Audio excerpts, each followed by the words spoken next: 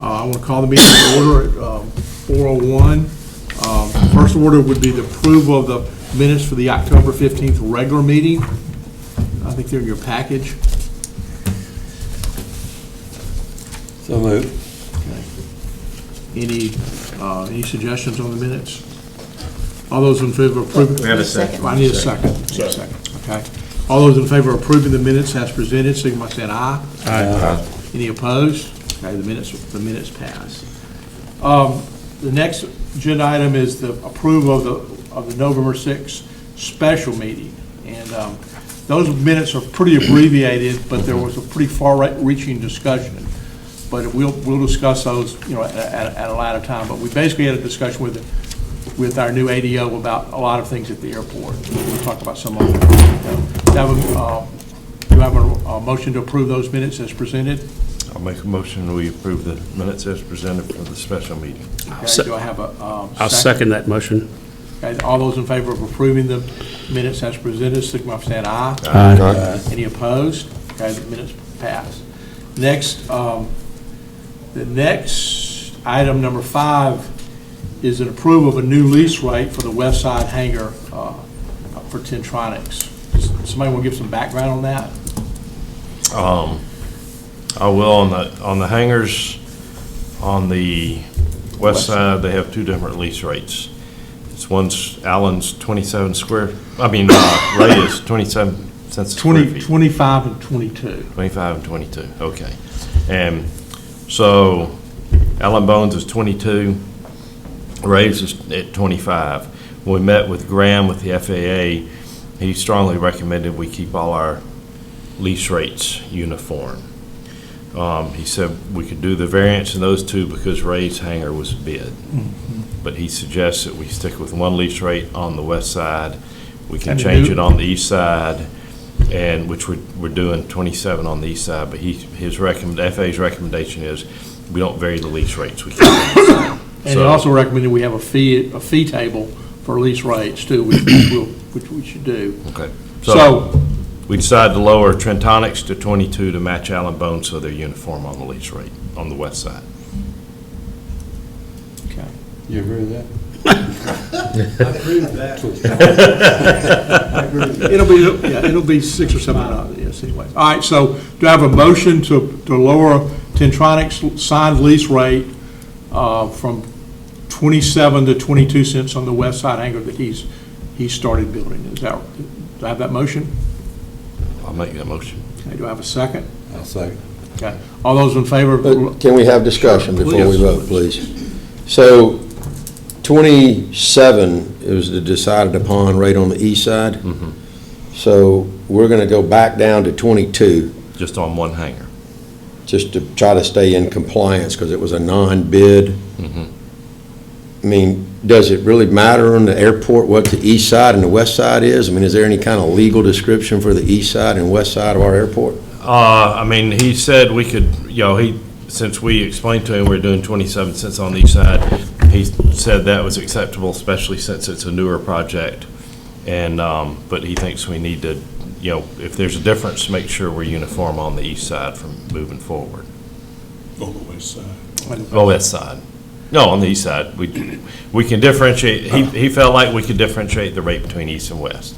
And the west is an older ramp, older facility. The east side's going to be all new. So he felt we could justify the change in the lease rates. And less accessible. And he encouraged on the it. west side. He encouraged it too. And he encouraged that we get as close as we can, and Ray had bid his, so he understood going in what it was, and then we keep the rest of the west side in line. Any more discussion? Okay, so we had a motion. Do we have a second? I second. Okay. All those in favor of reducing the lease rate from 27 to 22 on the Tentronics hangar on the west side, signify by saying aye. Aye. Okay, yeah, any opposed? Okay, the ayes have it, the motion passes. Can we take this opportunity to talk about the hangar door too so we can put that to bed? It's where he's going to put his hangar door? Okay, for P10 on the east side. Are you talking about, On the west side. Yeah. His proposal that we sent out a week ago Oh, it's that on the ramp. had the hangar door facing east, okay, and a 10-foot setback from the property line. And we ran that by Hank, and Hank said that was acceptable from an aeronautic standpoint. But our original proposal that we had it coming, had it coming in from the south and to the north. So, you know, his proposal now that he's actually got at the building department is to come in from the, is have the hangar door to the east. Yeah. Does anybody have any problem with that? Only the east. Only the east. And we're gonna lease more land there as we did on the other two? We are. We're going to lease you 20 feet.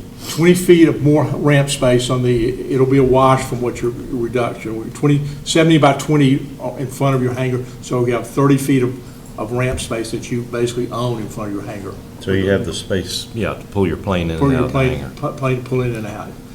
It'll be a net savings about, but with the new lease rates and everything, it'll be a net savings of about six. Okay, now, you know, we had to, after taking the stuff to the city, we had to move eastward because of the building setback from the property line. So we're, I think, 30 feet now from the property description line, and that line is, I think it's 10 or 15 feet from the current building, the public safety building. So we're about 40, I think it works out to about 40-something feet displaced to the right just because of building setbacks. Which side you talking about?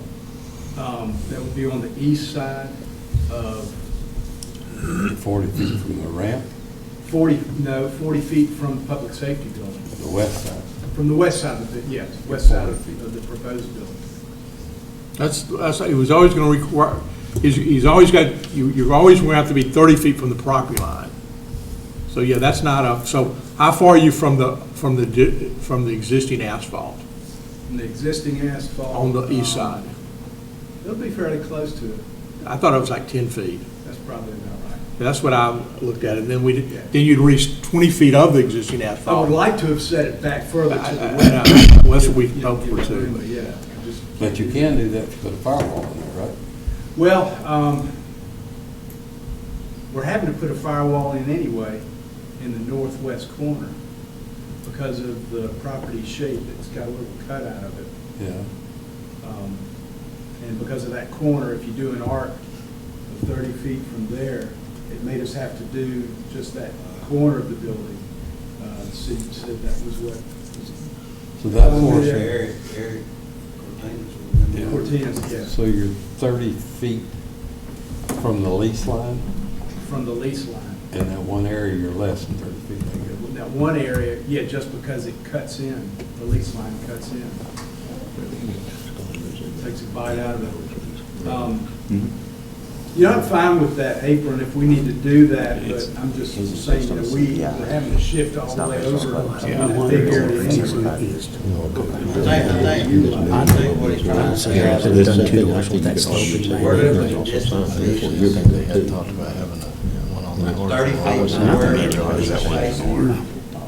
building is, Okay, 30 feet beyond that is what you'll have to be. 30 feet beyond that. Beyond that. So if the building is 10 feet off the pavement, Yeah, you you got 20. need There's at least additional another 20 20 feet on the ramp. That's what I think it's 20 feet. Okay. 20 feet by 70, so 1,400 feet, more or less. Isn't that what's on our last plat we got? Yeah.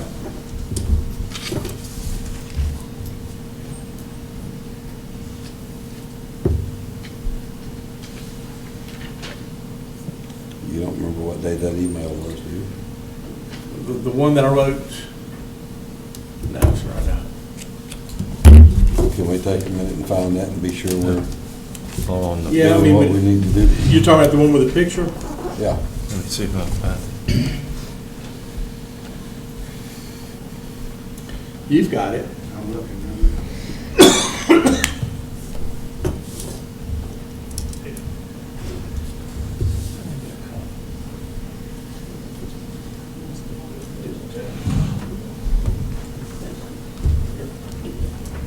Now I'll be coughing. I got that too. For that. Can you see on that little phone? We can- I would have to, Well, you know, I yeah. can't see out there, but everything right here is clear as a bell. I would just have to guess.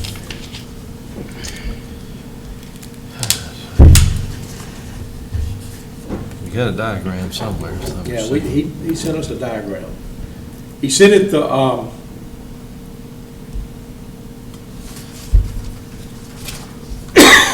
the morning of the last meeting. What day was that? November the 6th? Get them down to the Dude, 7th. if you want to pass it, I've got a copy of it. Oh, It's really hard to see. Phones get tough, I know. I'm looking for it myself, if I can blow it up. Yeah.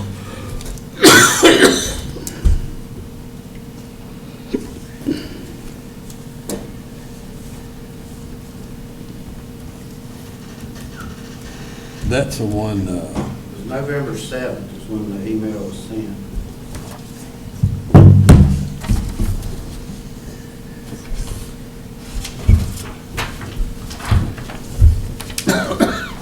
We got the one from November 7th, Scott sent, it just showed the property that Continental has in their lease. And that was one of the issues too, was there was some, that's what Alan's passing around right now, and it's a little clearer on here. Yeah, here we go. And that is about 10 feet, so we're talking about, 20 feet. 20 feet around. That's what I guessed. I mean, Yeah. that makes sense. A better picture of that. Yeah, I saw, that was good enough for me, honestly.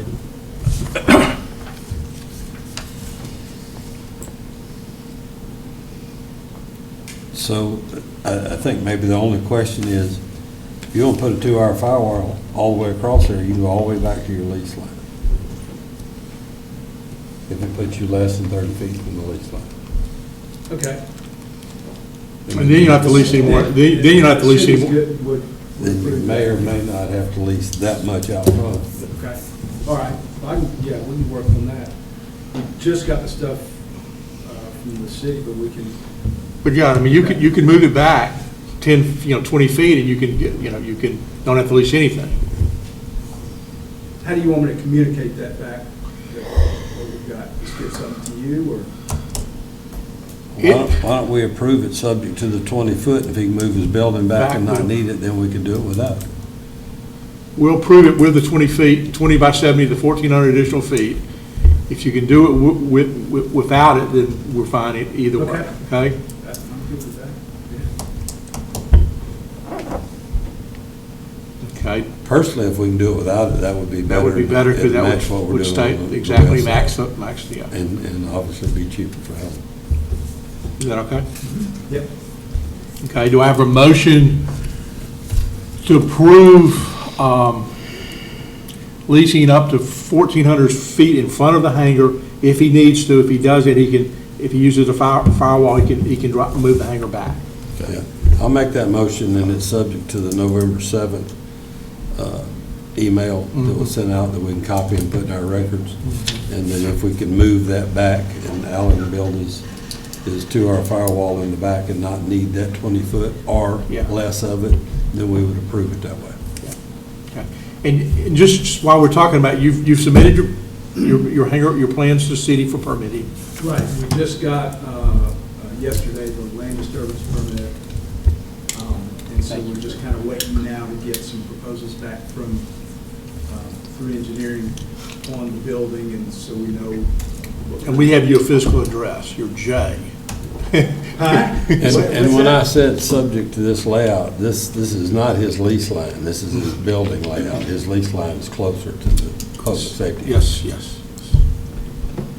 Okay? That paper that I passed around matches what you had, so if you want to keep it with your minutes, you're. And I'll, when it finalizes, I'll get it resurveyed, and that we'll put the building on the, you know what I'm saying? I mean, I've had it surveyed, I could just move the lot, I could move the boundary up a little bit.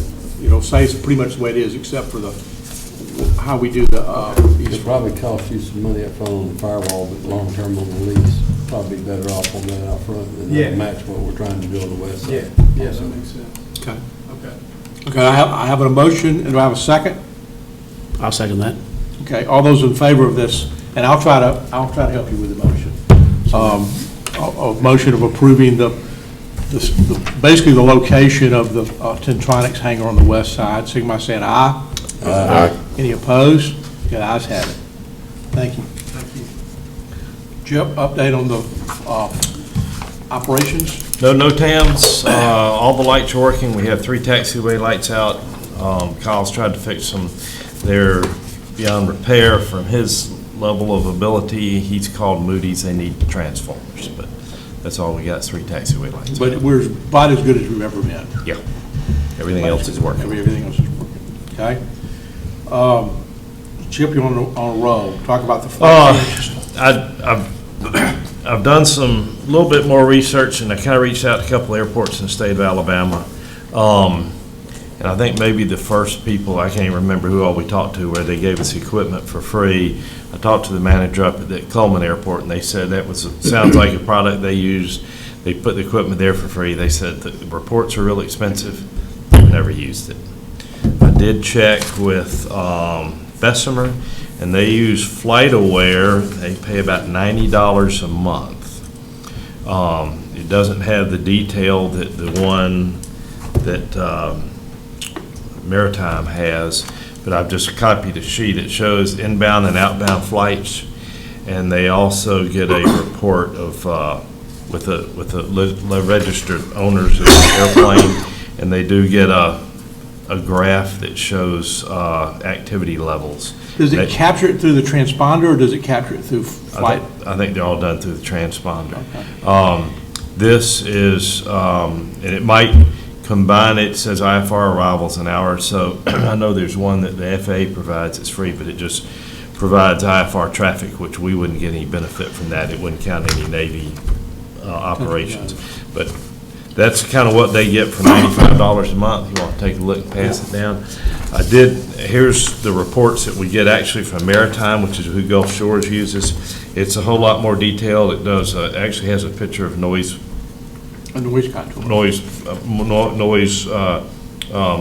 footprint, and I'll pass that around. But theirs is, I think, about $2,500. Let's see.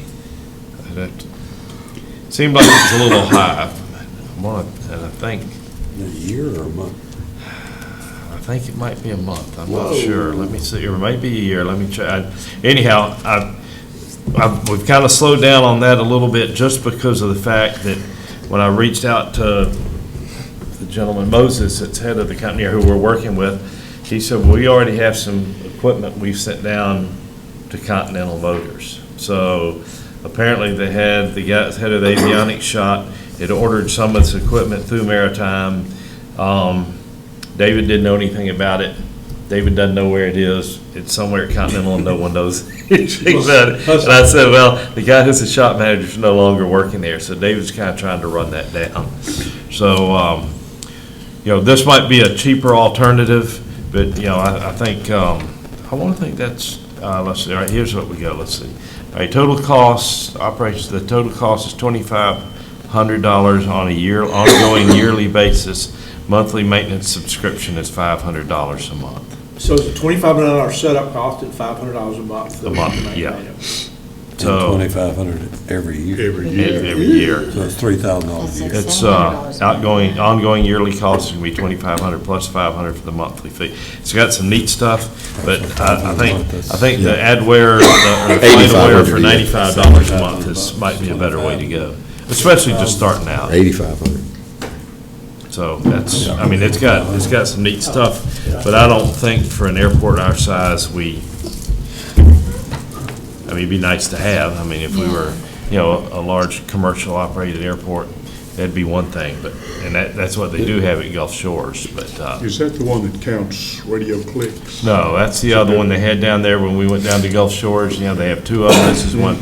Maritime, they started their business tracking transponders on boats, and it was easy to do this. So it's pretty costly.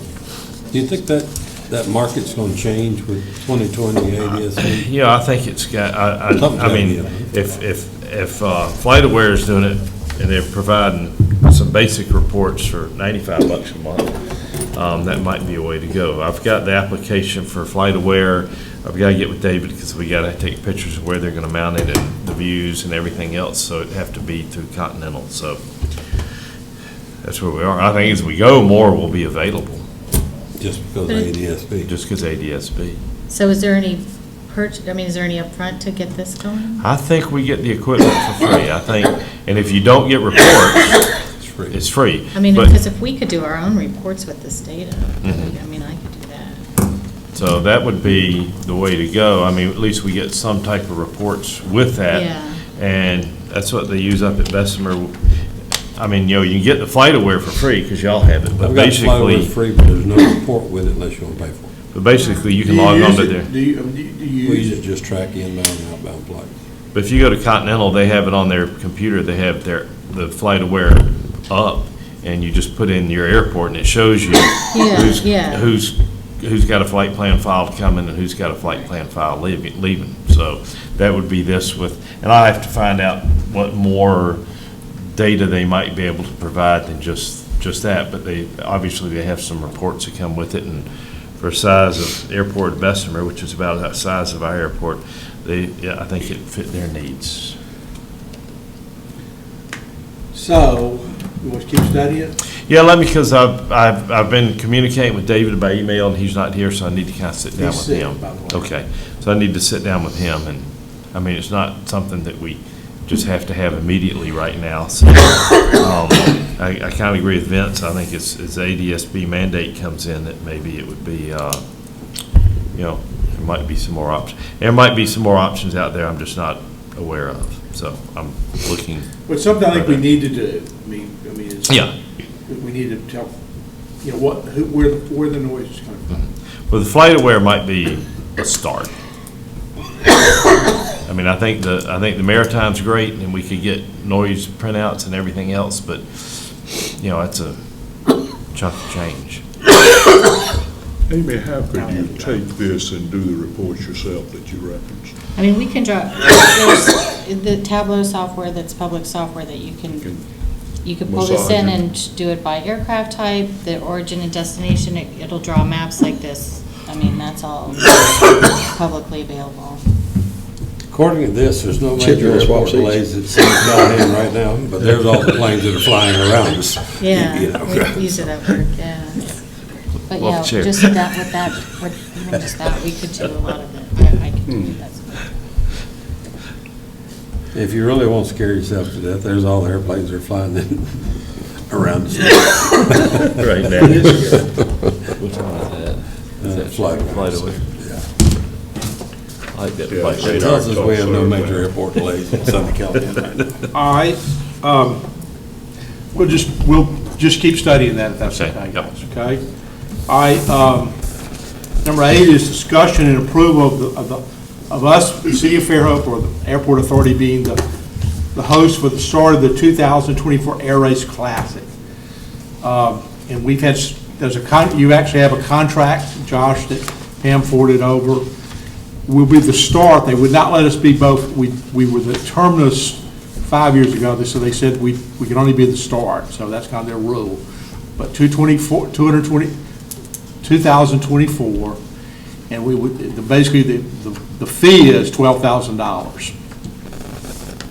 So we need a decision if we want to spend $12,000 to be the host for the start of the Air Race Classic, which is, you know, for y'all don't know, is probably 110 teams of women flyers that basically start here and go 20 stops and end up somewhere else. And you know, it was good. We did it 5 years ago or 6 years ago, and it was a good event for Fairhope. What was our fee then? I think it was, I don't know. I think Continental gave $5,000, and I think we may have given $5,000. I do not know what our fee was then. Do we Let's know see, anything, like how many hotel rooms or anything that this would? Well, for the one before, I did an economic analysis of it, using a model, a number of hotel rooms and whatever, and it was, the economic return was significant. I mean, we're talking about, you know, $400,000. But we had the terminus, we had 2 whole room, I mean, I don't know how many hotel rooms we'll have in the front, but I mean, there's 500 people. I mean, they're air crews and family and friends and, Embry-Riddle. I mean, it's a big deal. At least it was 5 years ago. I mean, they had a big party. It's how much again, 12,000? Yeah. I mean, it seems like, I know it's 4 years into the future, but it would be nice to have a commitment from, Continental and the city to help the airport authority pay for it, because we signed a contract with them, we're on the hook for Well, They want $12,000. $2,000 a year. I mean, it's not like they want you to do that. Pay along. Hell, as you There'll go. be a lot of fuel sales for Continental if it's Yeah, a start. I mean, I don't have a commitment from Continental, but I certainly have, well, we don't have, Rhett Ross is no longer with Continental, so I don't have that dialogue to call him up and ask him. But, I mean, I have a sense that Continental would at least half it with us. Because it'll be a significant amount of fuel for them. David can find out. How soon do we need to let them know, Joe? I could probably put them off another, I've got a contract, I can probably put them off another cycle, if you will. Yeah, I mean, I could probably get this before the city council and see if they would, even, maybe pay for half of our half at a minimum. Okay. I mean, we certainly have $6,000. I mean, so, I'd like, we can put it off another, if you want to go forward with it, I'll see if I can get Continental to commit to 6. If you can maybe get the city to. Well, the city's a much bigger beneficiary than the airport authority. The airport authority's getting 7 cents on a gallon of fuel that's sold out there.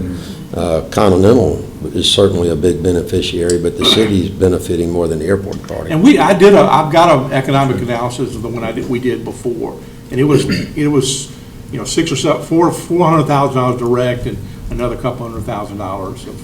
So we got 2 questions. Do we want to do it, and then do it? That's If the the big- answer is yes, then we want to put it off and see what we Well, I think can get this do for we in the wa- next 30 days. Do we want to do it and be, we're not going to be the terminus, so this is the change, we're going to be the start, but it's still pretty significant. I mean, we'll still get, we'll be written up that way.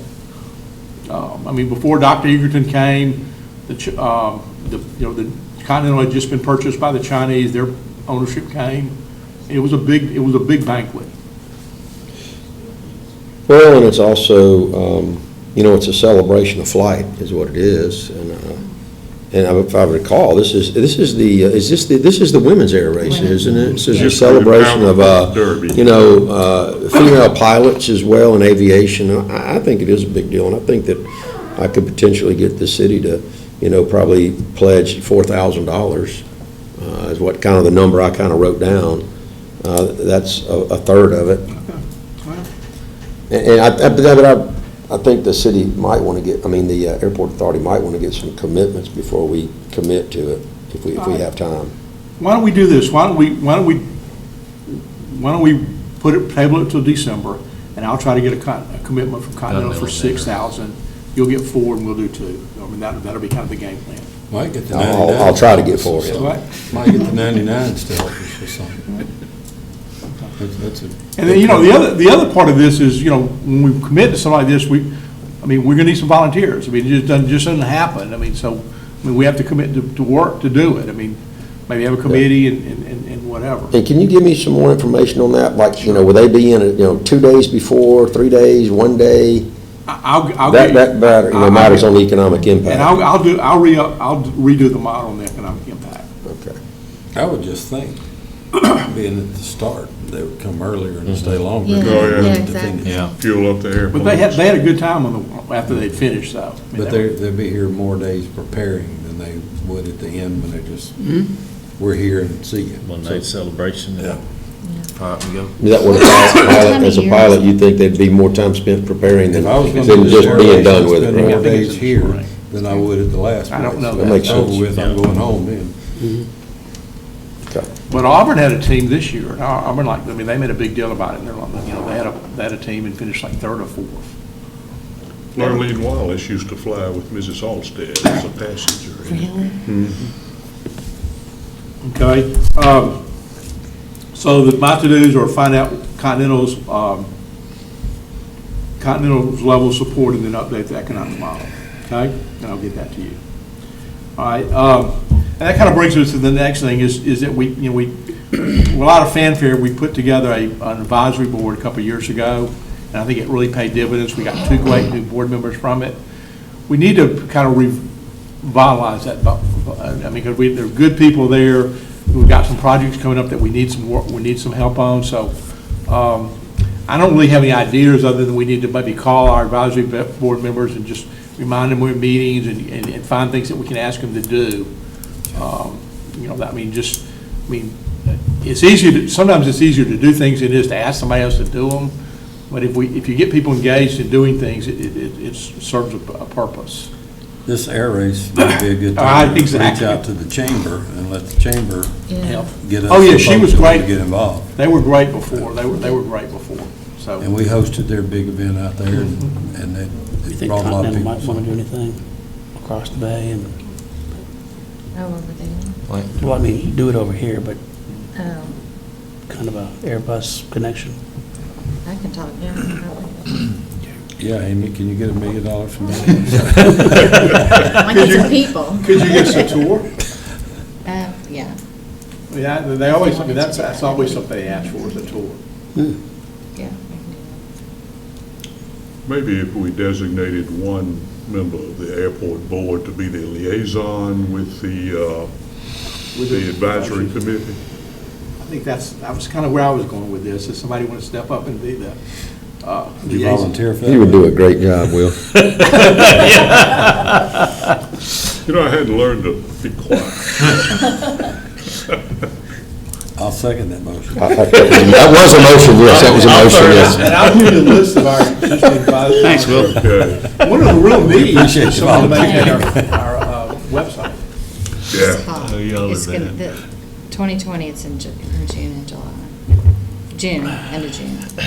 The race. Yeah. Just FYI. 20, The 2020 race is going from North Dakota to Indiana. do we know when the 2024 is? That's a big question too. Is it on there? No, but I bet No. it's always the same, about the same time, June. Probably. But I'll go back, I'll look and see when. that they- contract doesn't have a time frame on it? It does. Josh, have you looked at the contract? I haven't had a chance to look at it yet. Yeah. I just saw the $2,000. That's 4.5 years We got a few other things for that. That's true. Take them off the calendar for 2023. You look at it. All right. So you're gonna try to, and I'll work with you. I mean, some of those people I've got some, like Bill Pennington is looking for something to do. Have you got email addresses? I got on email all that? addresses, Good. what they've done before. Our big needs are somebody to do construction management or look at construction projects and keep up our website. Yeah, website needs some. I mean, we were Resuscitation. paying somebody $400 a month to update it, right? And we weren't getting any value there. And, you know, we were providing all the content, they would just update it. So we just need somebody that will take any content that we provide them and update our website. Yeah, we've got a mountain range on the home page in the background. Wondered about that. But we've got a really nice jet. So where Hank's been moving all that dirt over. Not down there, All right, so we moved to A, so we'll bring it up in December. We'll do the things I talked about, we'll do it in December, and we'll move forward with that. And then you're gonna work on mobilizing, getting, okay. All right, Don, you wanna talk about the 62 acres on the? Right, not recognizing the full rules of the board here, would it be appropriate to invite a person from the audience to speak to the subject? Well, before Zach McNeil is who I'm referring to, the 62 acres, we've had a couple of people, as y'all know, that have approached us about doing something with that property. Zach's one of them. And we just had a meeting a couple of weeks ago with our new airports district office, and his name is Graham Coughlin. And he put some pretty definitive information in our hands that we cannot sell the property that would be so-called through the fence. We cannot have a development, whether it's residential or commercial, that's going to have a direct connection to the runway or the taxiway, either one, our property basically. However, that doesn't mean we can't sell some of the property. That's a lot of acreage, 62 acres. So using an arbitrary number of half, we could sell potentially some percentage, say half, 31 acres toward Highway 13, and then lease the other property on the airport side of that other 31 acres, I'm saying. So that's kind of new information to us, and I'll probably go ahead and invite Zach if you want to come up and say anything. Let's say one thing. Sure. He said if we allowed through the fence, it would jeopardize our discretionary funding. Well, yeah, I didn't say that, thank you. Sit over here close Why don't you Just sit stand? right behind Yeah, him. there you go. Zach, Joe's Neil. not contagious, don't worry.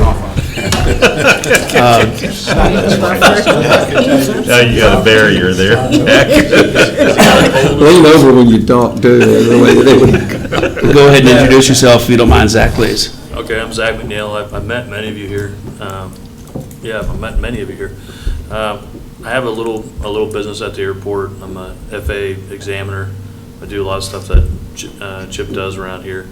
I have a little jet that I do some training in here, and I've been working, believe it or not, since I retired from the Navy about 2 years ago to put together a really high-level quality training program for Seahawk or Blackhawk helicopters. The idea was to make it purely simulators, okay? With some of the newest technology that's out there, a company called Frasca. Anybody wants to see that information, I'd be glad to share it with you.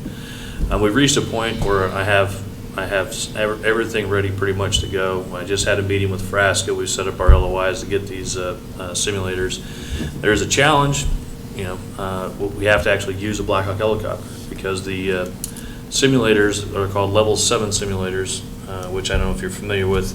There's a level D simulator that you've all seen where the airliner guys get in and they move around these big 6-foot poles. Well, the newest generation of technology allows the visual with short stroke feed on it to do basically the same exact thing, make your mind think and they're actually better for dynamic maneuvering aircraft like a helicopter. Okay, and at bottom of an auto and a Class D simulator, all they do is brake. Okay? These smaller ones do a much better job. However, they haven't been proven long enough yet to be allowed to get a full type rating inside the simulator. So we have to basically acquire a couple Blackhawks, which we have LOIs to purchase 2 of them. My original idea for the past couple of years, I've been talking and working with Joe on this, was just to was pretty small in scope, but the scope has changed because everybody's heard about it. It's getting out there, and we have a massive shortage in Blackhawk training throughout the world. So what I want to do is have the premier Blackhawk training facility here in Fairhope. Okay. Now, this property that's just popped up, that was a big piece of information I didn't have through the fence lease. That's a real challenge for me because there's no my investors and stuff. The idea of buying the property was to be able to have through the fence access so we could expand our facilities as we saw fit, i.e. build one simulator building if we needed the second simulator building, the maintenance facility as we grew. Having it under a lease may complicate that, so it obviously requires some more discussion or require a totally different course of action. So it's kind of the crux of the organization now. That's just one part. You guys all know that you've probably seen some fancy airplanes like MiGs and stuff out there. I'm one of 5 examiners in the United States, actually in the world, in jet warped aircraft. And I have several people that, as part of this project, wanted to put in this corner here. I drew a little diagram. I don't know if you guys want to see it or not, and gals. I'll throw a couple of them out there. This is a real rough sketch, and of course, this is a part of a couple hundred slide deck that was given to my investors a while back. But bottom, if you look at phase 1, if you split that in half, the idea was the roadside is where a large museum building would be. It would be basically a Korean to Vietnam, and then some, because we have P-51s and F-86s and stuff like that. We wanted to put something that encompasses all that, a flying museum sitting there. Okay, and then the other half of that would be the Hawk operation I was talking about, and then the south side in phase 2 and 3, because of the way the water table runs through there and how that kind of all comes together, that was going to be the idea is to make that into a aviation community. The one challenge you don't want, and I know you all know this, but I'm just going to say it out loud, is you don't want people that don't like aviation really close to an airport. All that does is leads to more and more noise complaints. And my wife showed me a website that we had here at Fairhope I wasn't aware of, that all they do is talk about every T6 that does a loop in the mow above us, the noise they create. So if you think about the museum, one of the impact things is, and when we were doing all our due diligence on this, is the impact in 5 years from now is probably 60 to 100 employees, right? And we're looking at the museum, obviously a lot of volunteers, a lot of positive stuff for the community, and it's something that we have developed in other states that really does have a really nice impact and bring more kind of tourism. Also, many of you may have seen the fly-in I do every year, first weekend of March. Still planning on doing it again next year.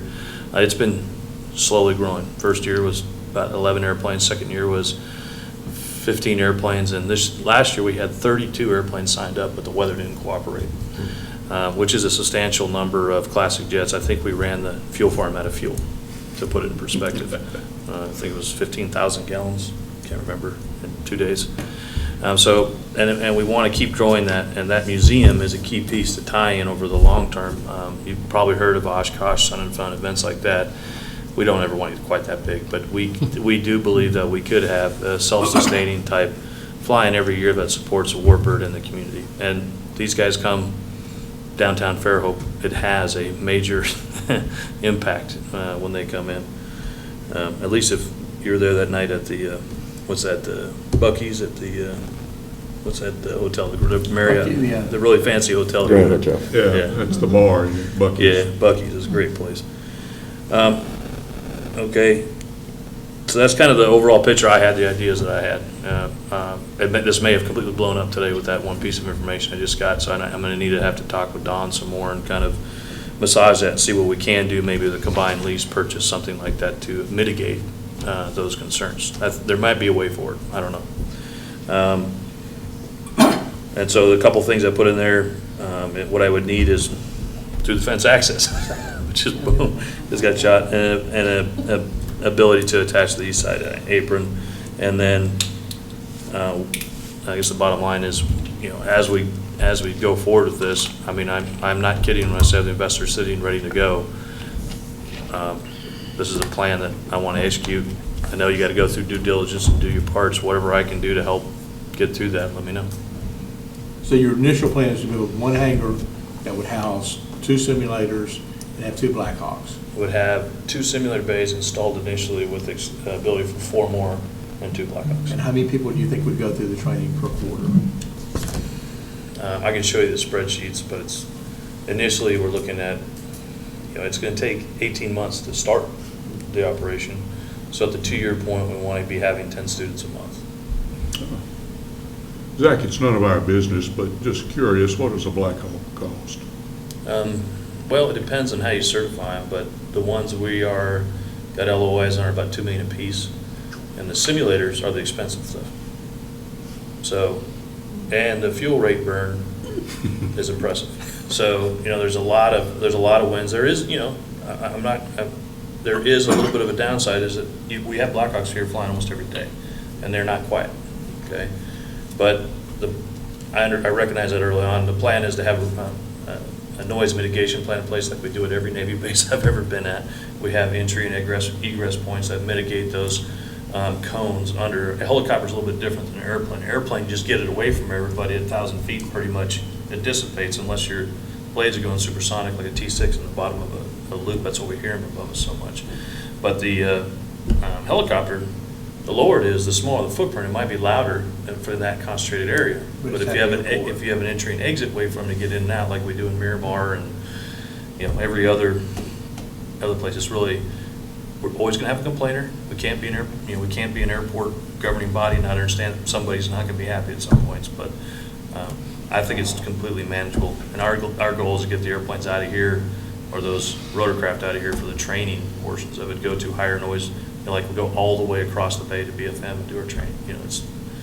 It's basically our main training is those simulators.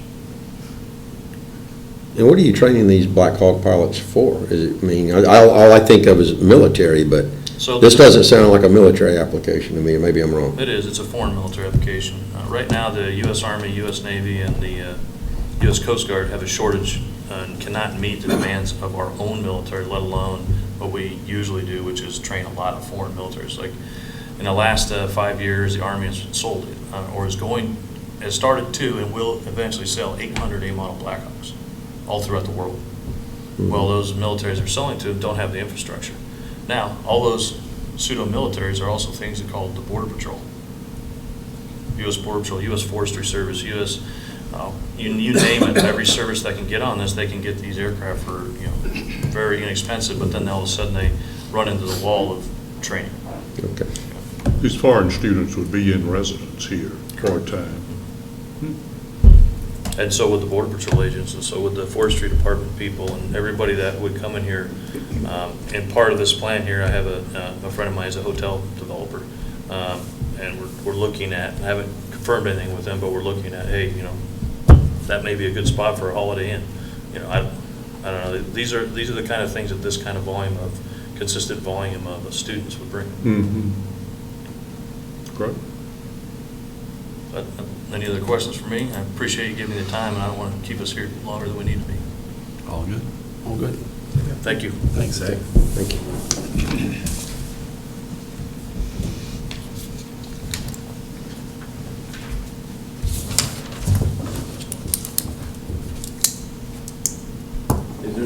There's a discussion, or?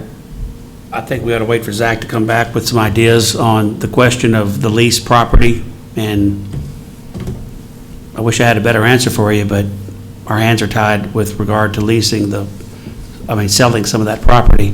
So just come back with another option if you can. Should I meet, I'll get one of my attorneys, and we have a roundabout with whoever the legal advisor was for that, so we can figure out really what the limits are. Well, Josh? Sure, that would be fine. But do you have a card? I should. If not, I'll have a general fire. I'll say this.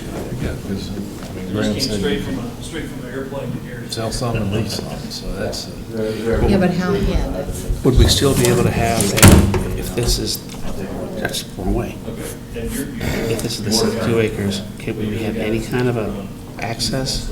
If we sold half of it, up toward Highway 13, can we lease this and lease that? Can you have any kind of connection? If I read it right, if we sell it, then it would be through the fence if they accessed it from there, so they'd have to access it from our property.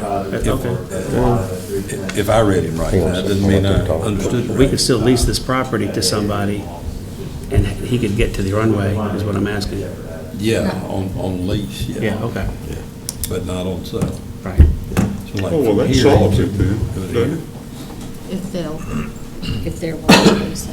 Yeah. So it just changes. I just want to put my city hat on for a moment and just say, any revenues generated by the sale or lease of the land needs to be used to pay down the city's debt on the land itself. We've been real consistent to doing that, but if anybody has any designs on anything else, that would raise the ire of me and the rest of the city council, I'm Has to be a sure. realist in every crowd, doesn't it? I just want to make sure that we're not going to get out on a tangent and lose sight of that. That's actually what the FAA gentleman said, that I'd prefer you lease the land because it's forever income to support the airport, whether it be debt or not. And let's see if I can, the lease rate at 27 cents an acre. I want it all at 27 cents an acre. 27 I'll get cents 28. 27 cents a square foot. It's like $97,000. The present value is like you're selling it for $97,000 an acre. I mean, if you discount the 30 years back, it's a lot per acre. So it's not a bad way to go. Yeah. You understand what I'm saying? If you take the 27 cents an acre, or 27 cents a square foot for the number, Yeah. and bring it all. And the city only wants to be made whole on that. I mean, beyond that, then rightfully, then I put my airport hat back on and it goes rightfully back to the airport. That's 72,819 before you bump it up 5% in 5 years. Ooh, wow. Yeah, I think I did it once before, yeah. So anyway, so I guess we've we put it out there, you'll work towards, we'll work towards at least resolving the lease issue. Do you have any comments? Fire up. No, I mean, I think it's just, Again? think, You think what a fire to up make sure the everybody appraisal understands on land we're gonna what sell? the deal is, that FAA has encumbrances that come with AIP Leonard, program. Leonard. Yeah, I think, And so if that property is deeded basically to the airport authority, then the FAA will not allow a through-the-fence operation unless that property is owned by the airport authority. It's got to stay in the rightful ownership of the airport, so that because it's being used for airport public use.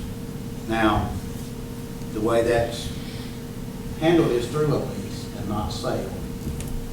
So what they want is I like to think about the perimeter fence that surrounds the airport.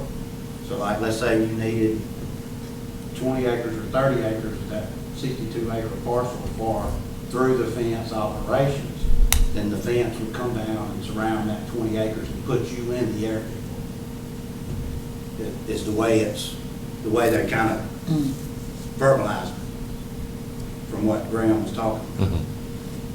You know, so I guess as far as that access goes, if it was property sold closest to 13, what you had that wouldn't be, like a museum, that's not a through the fence operation. And the flying museum.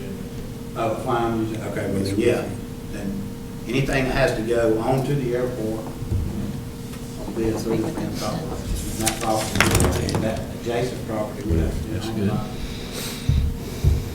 But could be leased for Could be through-the-fence leased. operations. Yes, could be leased. Well, that's solved, really.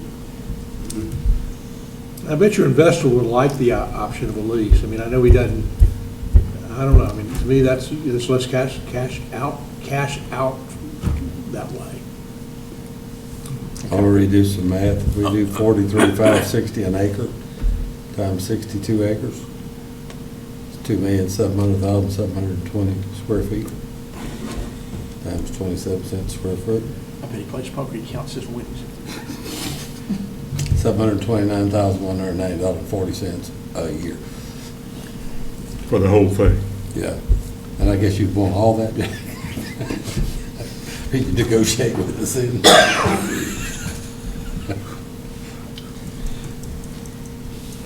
It's a lot of math, isn't it? That's real money. All right. Well, thank you, Don. You're welcome. That's interesting stuff. You want to discuss the West Side Commercial Park? While you're I don't have anything meaningful to report, I'm sorry. I mean, this is the way it is. Let me go back. I'm sorry, I'm just, thinking I'm slow. So, but that's based on the 27 cents an acre. But that 27 cents an acre, that if we're talking about, we would have to charge equal amounts. The 27, I mean, listen, I'm sounding like you now, 27 cents per foot that we would command for the east side improvement is on improved land. And we're talking raw land too, so I don't know that we would be beholden to that cost And some of per it's square foot. It's got a pond in the middle of it. It ain't all, developable property. That's a significant amount of wetlands. Yeah. Joe, let me amend my comments a moment ago about the west side. We did, Chip and Vince and I met with not Lawrence, what's his name? Leonard Kaiser. Leonard, thank you, Leonard Kaiser, a couple of weeks ago. And he brokered the sale of the property very recently that the city bought. So anyway, he knows the area. We've talked to him. He knows an appraiser that would be, we have to get the property appraised. We have to know the current value of it before we do anything with it, lease it or sell or a combination. So Leonard Kaiser has volunteered, we may be engaging him real soon. So any thoughts on that, guys? Any comments? he knows the area, he knows very well. I think he has some pretty good ideas. He's a pilot. On the appraisal, though, I think the way the appraisal industry now is we have to use a third-party, person that you have to place the appraisal with. You go to them and say, we're gonna get an appraisal, and they pick the appraisal. Not for this type of property. That's a bank-ordered appraisal. I know, but I'm still, that's the world of appraisals that I would be comfortable with. We don't have to take bids, though. I don't know that we have to. The city chose to do that to try to keep it, arm's length, but, just, nobody could accuse us of influencing an appraisal, although we had some people in the city that thought they were expert appraisals after the fact, appraisers after the fact. But, anyway, I don't know that we would have to. Okay. So you think we're okay by just engaging? Yeah, I don't think that you have to do that. I mean, I may even say it's a good idea to do that, but you don't have to do that. Well, it's the only 62 acres that I'm aware of that's near a 6,000-plus foot runway. Right. I mean, It changes. It's not the same as what the city just bought. Yeah, right. It's not farmland. Right. That's one thing Graham commented when we met, that he said, we have a real asset with such a long runway compared to, most airports they deal with. Right. I'm not a fan of a blind appraiser unless you have to, because then you're getting whoever threw out the cheapest dollar, to the bank, and we're not going to a bank right now, so. Well, this gentleman, Frankie Reed, he mentioned, is an appraiser. He's a MAI, master appraiser. He's the kind of person, I mean, we need a commercial appraiser, just not anybody whose traditional work is with houses, residential. We need somebody who knows the commercial. This is for the west side or for the west? It's for both, but particularly for the 62 acres in particular, since that's, but for both, yes. Now, you said that an appraisal was done last year. Yeah, Vince, we did, remember we did when we did 35 acres on the west side. We did. So we have that. I mean, that's not the whole portrait, but we could certainly, that would be a starting point. That's correct. That came at And 29. we picked that one, we didn't. We bid did pick that. it, but we picked, I mean, yeah. Well, love to see those numbers when we can find them. So are we making a motion to get the property appraised, or are we making a motion to study getting the property appraised? Well, last meeting, we voted to have a committee formed, which we Okay. did, we met, so I just think, let's keep it in a committee form.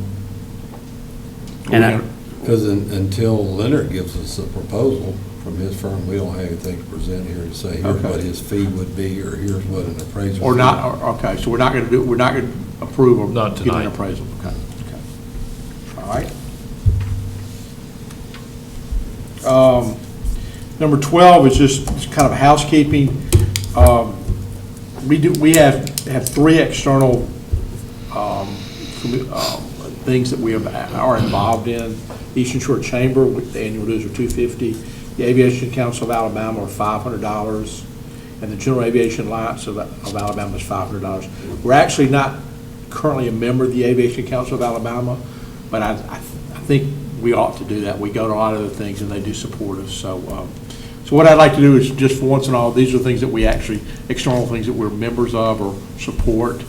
I'd like to just bring it up, and we'll put those in. I think two of them are in the budget already, and we'll put the other one in the budget. Is the third one the Aviation Council? Mhm. Okay, I move that we join the Aviation Council of Alabama at a cost of $500. 27 cents an acre, 500,000 for membership. Just add zeros, take away zeros. $500. And we're not members of the Aviation Wow. Council. We're you're an gonna join- engineer, we're gonna Jack. join. This is what his Okay. motion was. Is that the one that's more airline oriented? Yeah. Yeah. And I would like to encourage y'all, Chip's on the board of the General Aviation Alliance. I would like to encourage y'all to get them, be involved in these things. I mean, these are good events. If you're an aviation person, you can learn a lot.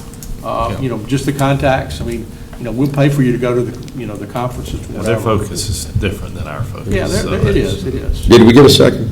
Do we have a second? For I'll the, second. join the Aviation Council of Alabama. All right, all those in favor? Can I ask a question? Yes, sir. Did you say we're not a member of the General Aviation Alliance right now? We are. We are. We are Okay. a charter. The middle one. Okay, all right. I misunderstood. I'm good. All right, all those in favor of joining the Aviation Council of Alabama, signify by saying aye. Aye. Any opposed? Ayes have it. Moving on, Continental Aerospace Technology Report. David Shear called and said he's sick. Additional landscaping at the airport, i.e. the fence, that's still in study. Updated disposal. I think they've got two of them away. What? Well, one of them was disassembled and carried away in the truck about 2 weeks ago. I saw that. And a student. It's some gone. students did it. One's gone. Is there, Josh, do you owe him something as far as for them to abandon it? No, I was going to bring that up in the attorney's report, but we can talk about it now. The board previously gave authority to move forward with a circuit court lawsuit to allow for the disposal of the aircraft, because I personally, as attorney, was not comfortable trying to dispose of the aircraft unless we had some sort of a court order declaring it to be an abandoned aircraft. Okay. And so, with that, the litigation component adds additional attorney's fees over and above my agreement with the board. Okay. And so they're not going to be substantial, but, and I'm comfortable if the board would like to set an hourly rate or set some kind of a cap based on what I think the litigation will cost. But I have not moved forward with that because there's additional expense that has not been approved by the board. And so I welcome any questions about that, but we do need I need some kind of approval Sure. from the board before I can go forward with a circuit court lawsuit to have it declared abandoned. You got a ballpark idea? I have a ballpark of about $2,500. And so I would be comfortable with that as a limitation.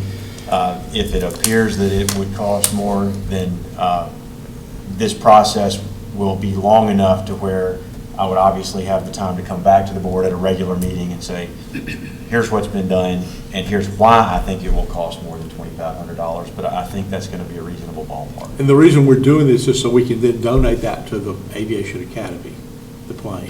That's the only way they'll take it. Isn't that right? I don't know if it's going to, I mean, it's going to give the board the authority to dispose of it, whether that be by sale or donation or whatever the pleasure of the board is as far as getting rid of it. This is the Bonanza. Correct. All right, so let me complicate it. So we're doing this on this one because Continental has No, shown really. no inclination towards wanting to do anything how at do we all. fix that beyond there with Continental? The burden has got to be on Continental to develop some kind of either contract language, within their agreement that somebody would sign whenever they deliver an aircraft to Continental. That we can tell Continental per paragraph, so your contract, you need to address this and not us. Yes, at the end of the day, this needs to be between Continental, the servicer, and their client or their customer. This is not normally something that the airport should ever get involved in. They need to have a mechanics lien and have some sort of procedure for foreclosing that mechanics lien if somebody doesn't pay their storage fees, their repair fees, maintenance fees, whatever. But So is that our and I don't know next why step? they're not doing. It appears to me that they don't have that in place for this particular aircraft, which I think has been there since 2011. I think. It may be longer than that. I would think longer than that. From a legal standpoint, do you think that's our next step, that we need to address that with Continental? I do. I think that Continental needs to have some kind of a process in place for dealing with people who leave their aircraft for maintenance and then just don't come back. Okay. I'll make a motion that we authorize spending up $2,500 with our attorney to handle what's necessary so we can dispose of this one Bonanza aircraft. I'll second that. Okay, all those in favor of the motion, signify by saying aye. Aye. Any opposed? And the ayes have it. And then I'd like to make a motion that our attorney address the issue and protect the airport's interests so we do not have to front the money in the future for Continental. And Chip, this would be a good item for our discussion, our quarterly discussion with Matt. Yeah. I mean, this shouldn't happen again. I'll second that. But there's already, there's more than one that's out there. Yeah. We're just talking about the one that's been there the longest. But does the Aviation Academy express an interest in it? I was there I at think one it's- point in I think time, and it's they pretty said it was so far too gone, they crummy, didn't yeah. want it. Yeah. I They might want just sell it as scrap metal. to second that motion, but I also want to ask our attorney in discussion, if we pass this motion, will you need to, and I don't mind if you do, I'm just wondering, do we need to put some money on that for you to take up the discussion with Continental Motors? Does that fall within your normal duties right now? That falls within the normal monthly fee agreement that we Okay. have. The only thing that really falls outside of that regular agreement is Yeah, litigation. all right. Well, I'm just trying to be fair to you. Or something that requires specialty services like the bond issue that I just don't have the familiarity to handle. Right. Okay. Do they have local counsel? Oh, yeah. They do, and I've from time to time emailed their in-house counsel, so I know who that is as well. Stephen Ginger is their in-house attorney. That So you have communicates with on contacts? different things, yes. Talk to them. Okay, aircraft owners liability insurance. Call a question, please. We have a motion and a second. Okay, I call help me with the motion is for you to investigate a longer-term solution, is that right, Josh? Correct. Okay, all right, there's there a second? I seconded it. All right, all those in favor signify by saying aye. Aye. All right, now We'll find out who it the, is, Jack, we'll go charge them 27 cents for parking that place. Yeah, Maybe 27 cents an inch on that one. or 500,000. audit of the aircraft owners liability insurance. I think there's 23 of 35 have been done. I think y'all, it's a work in progress, but Yeah. they have started, so that was his report. Review of Continental Aerospace's Technologies environmental liability insurance. Don and I met with them for an hour, and I didn't feel like we ever got to the point where their premises, they've got them through the state Alabama's trust fund for litigation, and through their general liability policy, they have $1,750,000 of insurance that could be, well, you know, and I can't argue with that, but that's not what our minimum standards say. So You talking about environmental? environmental. We could burn that up in one spill, Anyway, they seem to be very proud of that $1,750,000. particularly sitting right there at that gully So. and where it runs to. Yes. So anyway, that we sent through the minimum standards, we kind of have held out, if you will, for them to get true environmental insurance. Well, they also, I'm not going to spend too much time on this at all, but their new manager, help me with his name, I'm sorry? Matt Owen, yes. I looked at his policy very briefly that day and saw that they're insured for just $1 million per airplane. And you and I both know, everybody in this room knows that there are aircraft in there that are worth far more than $1 million. Now, that you would think that would be on them, that would be their problem, but not if we're sued as well. Chime in here, you know, if you want to. I mean, if we're additional named, there's going to be no coverage for us. If we are named as an additional party to a lawsuit by reason of something that Continental has done. Right. We are indemnified under the lease. The lease identifies us for. Go ahead. Go ahead. That, the indemnity requires Continental not only to defend the airport authority, but to pay for any damages that could be assessed against the airport authority. Now, you know, Continental, as a company, may have the wherewithal to do that, but they're still going to turn it over to their insurance company, and their insurance company is only going to defend them up to the limits of whatever their policy. Of this authority policy. Correct. Right. Not So- the Chinese policy, I'll call it. You know, their national policy. Right. Well, I mean, it's a bigger company than just what they've got here, obviously. Correct. No, they're Continental Motors Incorporated policy. Correct. Right. Correct. Now, you know, once those limits are exhausted under the lease agreement, the authority still could be looking to Continental to say, okay, we're sorry your insurance has been exhausted, but we're not limited in the lease by the insurance policy limits, if that makes sense. I mean, Is that right? they still owe us that contractual duty irrespective That's of all our whatever. insurance companies can give us, but they owe us the balance. Okay, Yes. that makes me feel better. But there's no excess umbrella on that? They didn't know what their excess umbrella was. Well, the person we were dealing with was just an they're environmental engineers. She wasn't their Right. their true risk manager. That's right. So you got two questions. One's environmental insurance and one's liability insurance.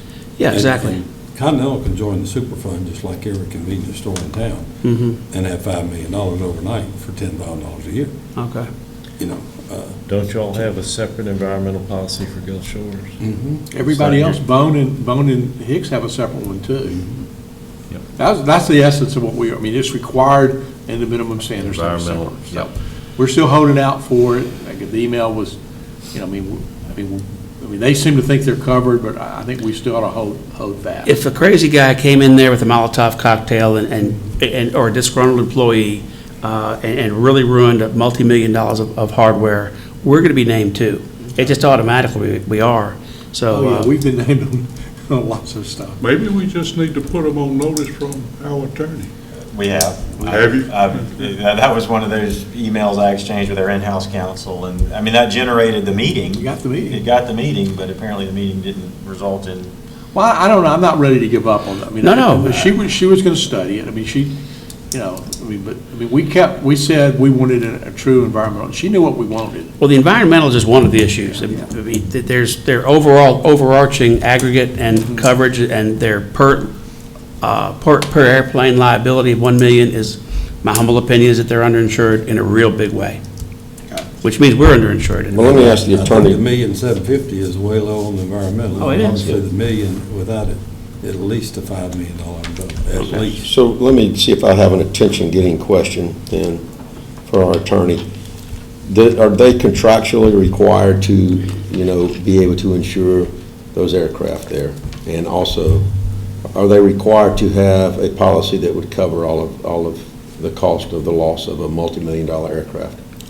I don't know what their policy limits are. They are required to have that insurance, yes. Yeah, As far as the upper limits of the insurance, I'll have to check. Right, so our contract with them requires them to Not have our that. contract, the minimum standards do. The contract the contract was done in 95, it's very basic, very almost superficial. Okay. The amendment The 2014 amendment did not speak does specifically to that? not speak to then- insurance. then we're under the It's- minimum Well, standards. it's one page. Everything refers back to the minimum standards Okay. for an FBO. All right. The reason I asked that, and so then the fully loaded question was, then is Continental in violation of the contract? We can only ask for what's in the contract. Right. And then if they were in violation, you could remedy that by saying, You got the screws. yeah, exactly. Is the minimum standards act as is that the contract? Is that- They're incorporated into the contract. So, yes, I But mean, it's that the forms minimum part of it. standards that were in place when they signed the contract, not the ones we amended. Unless we amended their contract, which we did. So if that was fully enforceable, then they're in violation. We can't sign you to a contract and then amend the standards we told you we're going to hold you to. No, and I mean, you would have to, and again, I mean, the dates are, I don't have the exact dates, but the 2014 extension of that lease is what is applicable. Now, that incorporates the minimum standards, but you're right, it's the minimum standards as they existed when that lease extension was signed. Unless that contract says as we amend them, your contract's amended, I'm sure it does. Yeah. Yeah, there's a third. It's a big conversation. We really need to think about it and work with them over the next few months. All right, moving on, updated security codes. I think there's been a series of emails. It's been done. It's done. It's already done, yeah. Josh, I know you've got to go. Can you move on to the attorney's report? Yeah, thank you. Briefly, the update on the IRS audit is that we are still waiting for any kind of a response from the IRS. Our bond attorney did reach out and contact the IRS agent who is reviewing the audit materials and reported back to us that he does think that we will get some kind of a response from the IRS agent, but it probably will be, Joe, I would say after Thanksgiving. But I thought the email was Thanksgiving fairly positive. It did seem positive. It looked to me like there was only one issue that the agent was really looking into relative to the whole thing. Is it coming from the IRS? Well, Don't believe it. so, but it was still under review, if you want to put it that way. And if we have a response, it likely would not be until sometime after Thanksgiving. I think that's true. So that's where we are with that. So B and C go together. In consultation with Chip and Vince and Joe, we think that the existing lease has been used on the west side as a very cumbersome document. It's over 40 pages and I think speaks to a lot of things that are not necessary for an airport ground lease. And so I am undertaking with drafts from other airports that Chip has provided to prepare a pared down version of a ground lease that will be used for all of the east side ground leases in basically a take it or leave it fashion. In other words, once it's approved by the board, then that lease will be the lease used by the tenants, and what will change will be the description of the leased premises for each tenant, but beyond that, it would not be a negotiable document. It would be a take it or leave it type lease. But the idea is to try and pare this thing down to about 20 to 25 pages instead of 40 to 45 pages with a lot of surplusage in it. I was thinking more like 12. I'll do, you're talking to the lawyer, but I'll do what I can to get it down to 12 pages. I mean, I think the 40 includes the minimum standards. I really think it's like 26. Mhm. But anyway, it's significant. So- Like, it's got stuff in there, guys, that like, if Airbus decided to come to Fairhope and they wanted all our hangars, it's got a formula where they can buy where we can buy the hangars back, like how you would, I mean, it's way too cumbersome. Yeah, it's got an intimate domain, basically structure in the, and you should just say that it's subject to eminent domain. Eminent You should domain. say- you should just Domain, say it. yes. The domain. So anyway, it's. So, but by the early part of December, I should have a draft emailed to the board with the hope that new lease for the east side could be considered and approved at the December meeting. And then the other part of that is we're in active negotiations with two leaseholders, Kel Jones and Cunningham Foster. They kind of, we sent them letters. We kind of said, this is kind of what we need to do, and I haven't heard back from any of them. Is that fair? Well, no, I have not heard back in response to either of those letters, but at the same time, the suggestion is that we are trying to come up with a pared down version of the lease, and so I would not expect to hear anything further until we present them with a lease that's been approved by the board, and so here it is. Is Duncan Gillis still talking to us?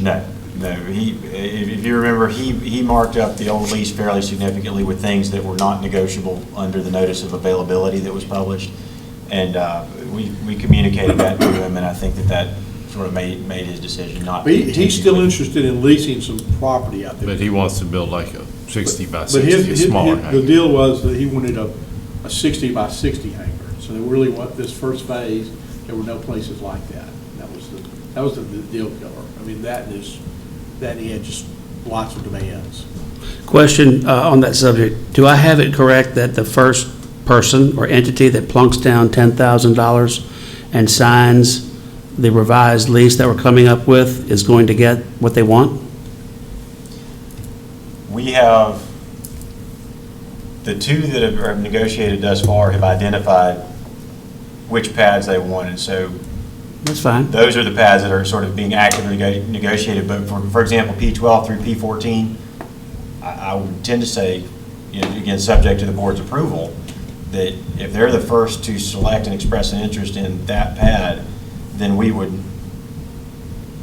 not discuss that pad with another prospective tenant unless that first one walked away. That's kind of a weird response. Well, first right of refusal is what you're saying, basically. In essence, yes. But, We have to put a time frame on that. Yeah, right. Even on these two, when we amend our lease, we'll have to put a time frame on that's available for you until I X. think that we ought to discuss a time frame.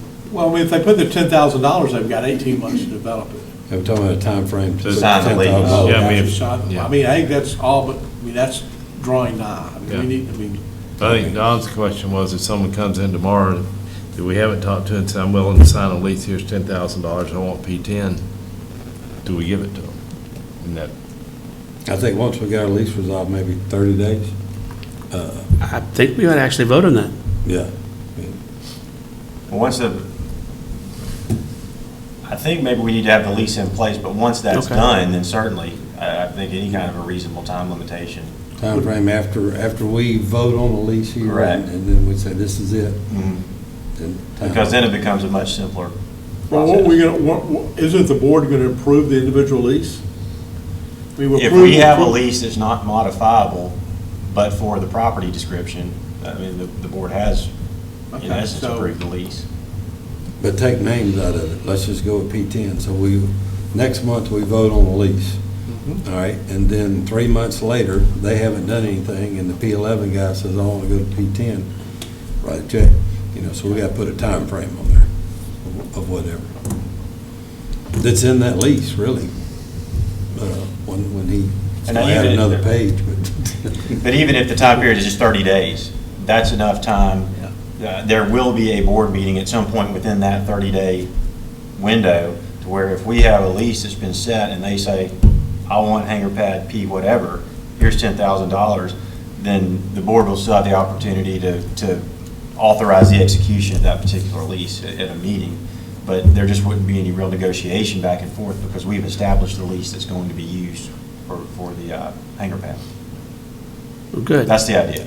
Yeah, those two entities are just dragging their feet and giving it to their attorneys and messing around. In fairness to the Cunningham Foster Group, they did have to get an ethics opinion at our request, which All did right. take a little bit of Okay. time. But I do understand the point. You want Sure. to make a motion on that time? I'd like to make a motion, yes, Vince, I'd like to make a motion that once we have our new lease drawn up, and once it's presented to them, and the vote, and the lease is approved by our board, that any future, the people that we're dealing with have 30 days to respond. Otherwise, it's over. So I can't make that any more concise. Back on the market. Back in the market, yes. They don't have exclusive to it. Does that sound okay? Yeah, I mean, someone ties it up, someone else wants it, and then they decide they're not gonna mess with it. They go to Gulf Shores, and we could have leased it to someone. Just can't tie it up indefinitely. So in essence, to summarize, once our new lease is formulated and voted upon and presented to those other two entities, they have 30 days to act. To keep their. To keep their preference. Do you want to add in that we put that in our lease while he's redoing the lease? That What do you think, Josh? beats the second step, or is that? Because as I understood the motion, 30 days to execute the lease, correct? I mean, is that? 30 days for those two, yes, 30 days to execute the lease for these two people that we've been holding out for. But anybody else that comes along and says, I want P12, all right, well, here's your lease, you got 30 days. That's right. Now, we want that to be a policy, in other words, moving forward for all of the hangar pads. I don't think it has to be a policy for the other ones. They'll come as they come. I mean, they'll look at your lease, they'll write a $10,000 check, or they won't. So, I mean, it'll just be as they see fit. The 30 days is just for these two. I see, okay. All right. Because until they've written the 10,000, we're not on the hook. Right. We haven't promised nothing, right? I asked Joe, I don't know what he's promised.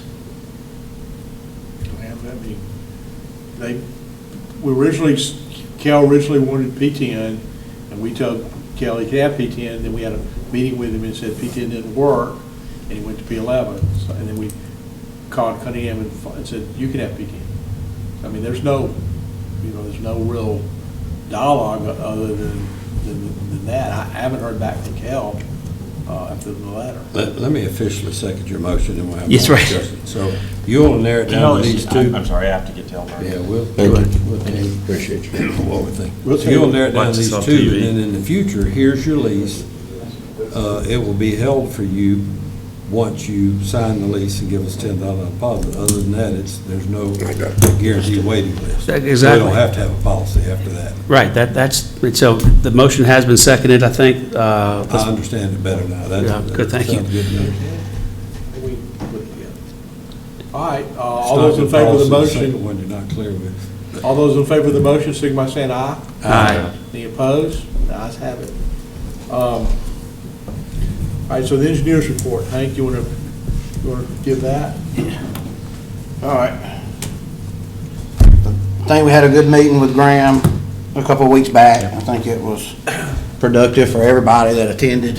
And it's always good to get to see and put a face with the name for the guy that gives you money. And it was kind of a plus to have Frank Farmer and Jordy show up from MoDOT too. So That was a good meeting. it was, and it's good for everybody to hear some of these things that I say a lot of times that kind of just get forgotten in the discussions, where when you talk to the people that actually fund it, it kind of sticks. But anyways, we did make a decision to, with Graham's help, to modify the capital improvement plan for the next 4 years. And one thing that we focused on was the best way to utilize the funding and set you guys up for the next 4 years, in which we had an item on the CIP to update the master plan or the airport's layout plan, but it actually came like in 22 or 23 because everybody was kind of focused on keeping the development going on the east side. But at the same time, we're trying to develop on the west side too, where the developments that we're trying to do on the west side are currently not listed or shown on the airport's master plan. And the FAA will not fund anything that's not on that master plan. So it has to be on the plan first before you can basically become eligible for that funding. It's not to say you can't move forward with doing it yourself and then update the master plan and then go back and ask for reimbursement, but it's kind of a risky move, especially when it comes to taxiways and hangars and so forth, because that can get kind of expensive. So with a little discussion and a little bit of thinking outside the box and looking at some other ways, we got ADO Graham on board for doing a master plan for this year. Okay, and at the same time, we went back, checked, the last time that apron was paved on the south side was 2011. That does make it eligible for a seal coat, where the north apron is not eligible for a seal coat. So we'll put a seal coat on the south apron. The other thing is we should have, if we're lucky, enough money that was originally set up for what we were trying to do. Since we reduced the scope of the south apron from a mill and pave to just a seal coat, we may have enough money to extend the access road a second time on the east side. So we may be getting 3 projects, in which the design for the extension of the access road is complete. That was all done last year. So that'll just be a simple. Has it been paid for? You're paying for it now. Yeah, it's part of this year's grant, the 2019 grant. So the design's done, it'd just be a repackage and bid. Ain't gonna be no real money. But the construction, we got a real good estimate on the construction because we bid it as an alternate. And so we got real good prices on the alternate, so we know pretty much about where to be. So we should be able to provide FAA with a good estimate on the pre-app, which we've updated the pre-app since this meeting to show three different projects as opposed to 2 with a chance of 1. So now let's say we're gonna show 3 with a chance of 3. Still around $800,000. In the master plan, Vince, is a penetration test, and I instruct them to tell how much, where, or how much more availability we have on the roadway. So what it will not do is show what's shown as fatigue. It won't show what's recognized as fatigue. What it will do is actually give what we call the pavement classification number, PCN, where an aircraft has an ACN, an aircraft classification number. We'll be able to determine the actual pavement classification number at the time of the test. So it tells you what the structural capability is of the runway, what it can support, its bearing capacity. From that, then we can determine how much we need to add to the runway, which sets you up for the next phase of strengthening the runway for your 90,000-pound aircraft to match what we've got on the apron on the east side. So everything that we're doing in this master plan helps attract larger aircraft and provide enough structural capabilities for them. If you started, if the master plan, how long would it take to actually do it? You probably at least a year Really? from the time you start. And he's not gonna give you a letter to start until February.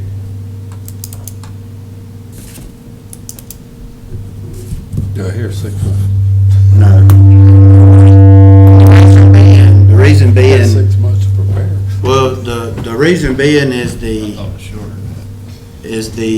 what you have to do with a master plan is aerial photography and 2-foot contours from LiDAR, which have to be flown, and then you have to find out obstructions that are penetrating any of the ultimate glide slopes that the airport wants to achieve. That process takes about 6 months, that just by itself. And then the master plan is developed on top of that. So it's the effort that we have to get a company like, one of them that we use is Quantum, they're out of North Carolina. We have to sub that effort out to them. They come and fly, and they do like the whole Part 77 surface.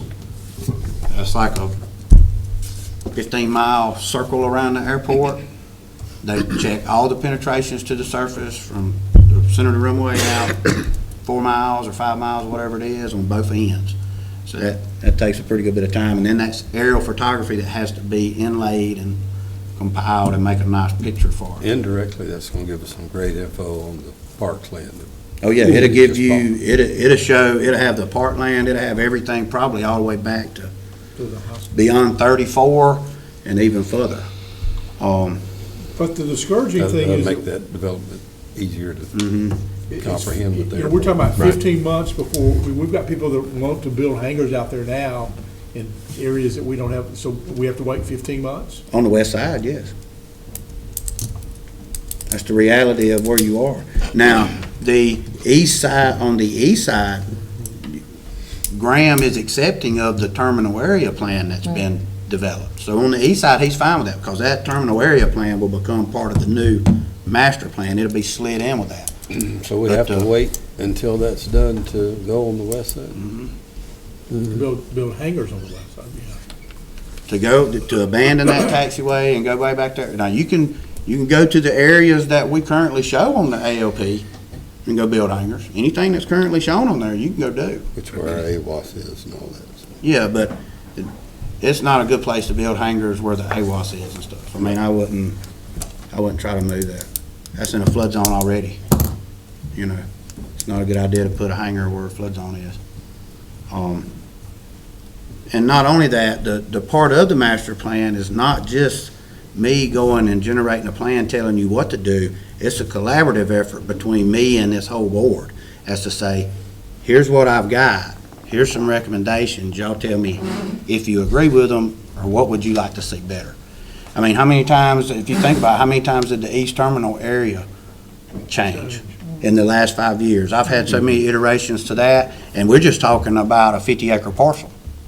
Now we're gonna be talking about the entire airport, everything inside the existing property, and how you want to develop it. So it's worth it to spend the time to develop it properly, so that you set yourself up and not get in a position where you are right now, where you got these tenants that want to come to the west side, but you don't have no way to get them funding and help them. You know what I'm saying? Gotcha. That aerial photography is something you would contract out? Yes, it'll be. So we can tie them into buying fuel from us in Fairhope, those guys? Yeah, I mean, if they land there, they can go Hey, in there and buy whatever. They come down to Salt Air, they buy a ton of fuel, so Yeah. bring them on. Yeah, but that survey, I think the one we did for Bay Minette, just that survey alone took us 4 months to get. And then we were still waiting on them to actually, because they can determine every single tree that penetrates that glide slope 5 miles out. Every tower. And they'll produce a report. That's this huge Excel spreadsheet, and it'll tell me how much of a penetration it is. It'll tell me the latitude and longitude of the penetration, and then all that has to get plotted on a map. So it's a pretty So extensive this is deal. more than just that map that we have. Yeah, now. this is not just you're gonna go from an ALP that you're used to seeing of 1 page to about 14 pages. They'll come in with a worn-out 182 Cessna, it's got $500,000 worth of camera equipment in the belly. Yeah. Mhm. Got a hole in the belly. Plane will barely fly, but it's got some good equipment. But while we're on the subject of the projects for next year, there's one thing that I am concerned about with the seal coat on the south ramp, and that's that nice, beautiful compass rose that's sitting out there in the middle of it. It's gonna be repainted. Okay. You gotta keep it, you're gonna do that. Well, Who did that? EAA. Yeah, he did that. but they did it as a kind of like, I know we came out there and actually gave them the true north and set a nail for them and all that kind of stuff, and gave them the points of the star, and then they drew it out, but that was just some kind of deal the It's a airport youth authority. product. I know, that's what I was gonna say, could the school do it? Oh, good idea. They could design it? And that was one of the things we got to get the Air Race Classic. I mean, that was something either they require or ask us to do. They ask us to do, there's sometime, before that, they ask us to do We could do that. one smaller, it doesn't have to be that big. We could probably get that group to do that again, then. Well, but I guess and we got time, we just need to figure out, because I'll have to figure out whether or not I need to set that up as an item of pay for the contractor to If not, repaint we'll probably it. get the academy students to do it. Exactly, yeah. That's what I was thinking. Because They the could nails Have a are, competition for this. They got art classes at the high school. yeah, I mean, the nails where the points of it are still out there. They should be at the end, and nothing else, we can re-drive a nail before it gets seal coated. But it'll definitely get covered up with seal coat if we leave it But there. they're magnetic nails, aren't they? No, I think they're just PK nails. Okay. Yeah. What else do I have on here? Can I get, have you discussed the gate? I walked out, Oh, I've got to get We have going. not, but we can discuss that. The airport authority was gonna be looking to make a motion tonight to try to get approval for a certain amount of money for the airport authority to fund that gate on their own. I've hence been working in the background with Graham, trying to make a deal, and it looks like it may work. So what we're gonna try to do is, I'm gonna try to get the gate slid into this project that's going on right now, get a change order from the contractor for a price, which you guys can use as a quote if it falls through, to have them do it under the existing contract where they're building the road right now. And then I'm, depending on where the total construction budget ends up after the project's over, amend the grant to cover it. So what I mean by that is, let's say that the construction project was $300,000, and we came in at $280 when we were done, and we still had $20,000 left in the grant. Not a problem. We amend the grant to add the gate to it, and he lets us have the other $20 to pay for it. If the construction project is $300,000 and it goes right up to $300,000, then we could still amend. What we would do is we'd still get the change order to do the gate in this job, but it would pull $20,000 to reimburse you from your entitlement monies next year. So in other words, it looks like I'm going to be able to get the reimbursement regardless. So Do we need a motion to approve up to an amount if that doesn't work? you can make a motion, because if it doesn't work, I guess you'd have to have a motion to spend the money. And then we could seek the reimbursement through either amending of this grant that's going on this year, or getting it from entitlements next year. Do we need to do it now, or can we say wait till December? I don't want to send signals to them that, Yeah. we got this if you don't. I think you go ahead and do it now and go ahead and get the gate on order, because they're paving the job tomorrow. Here's what we got going on.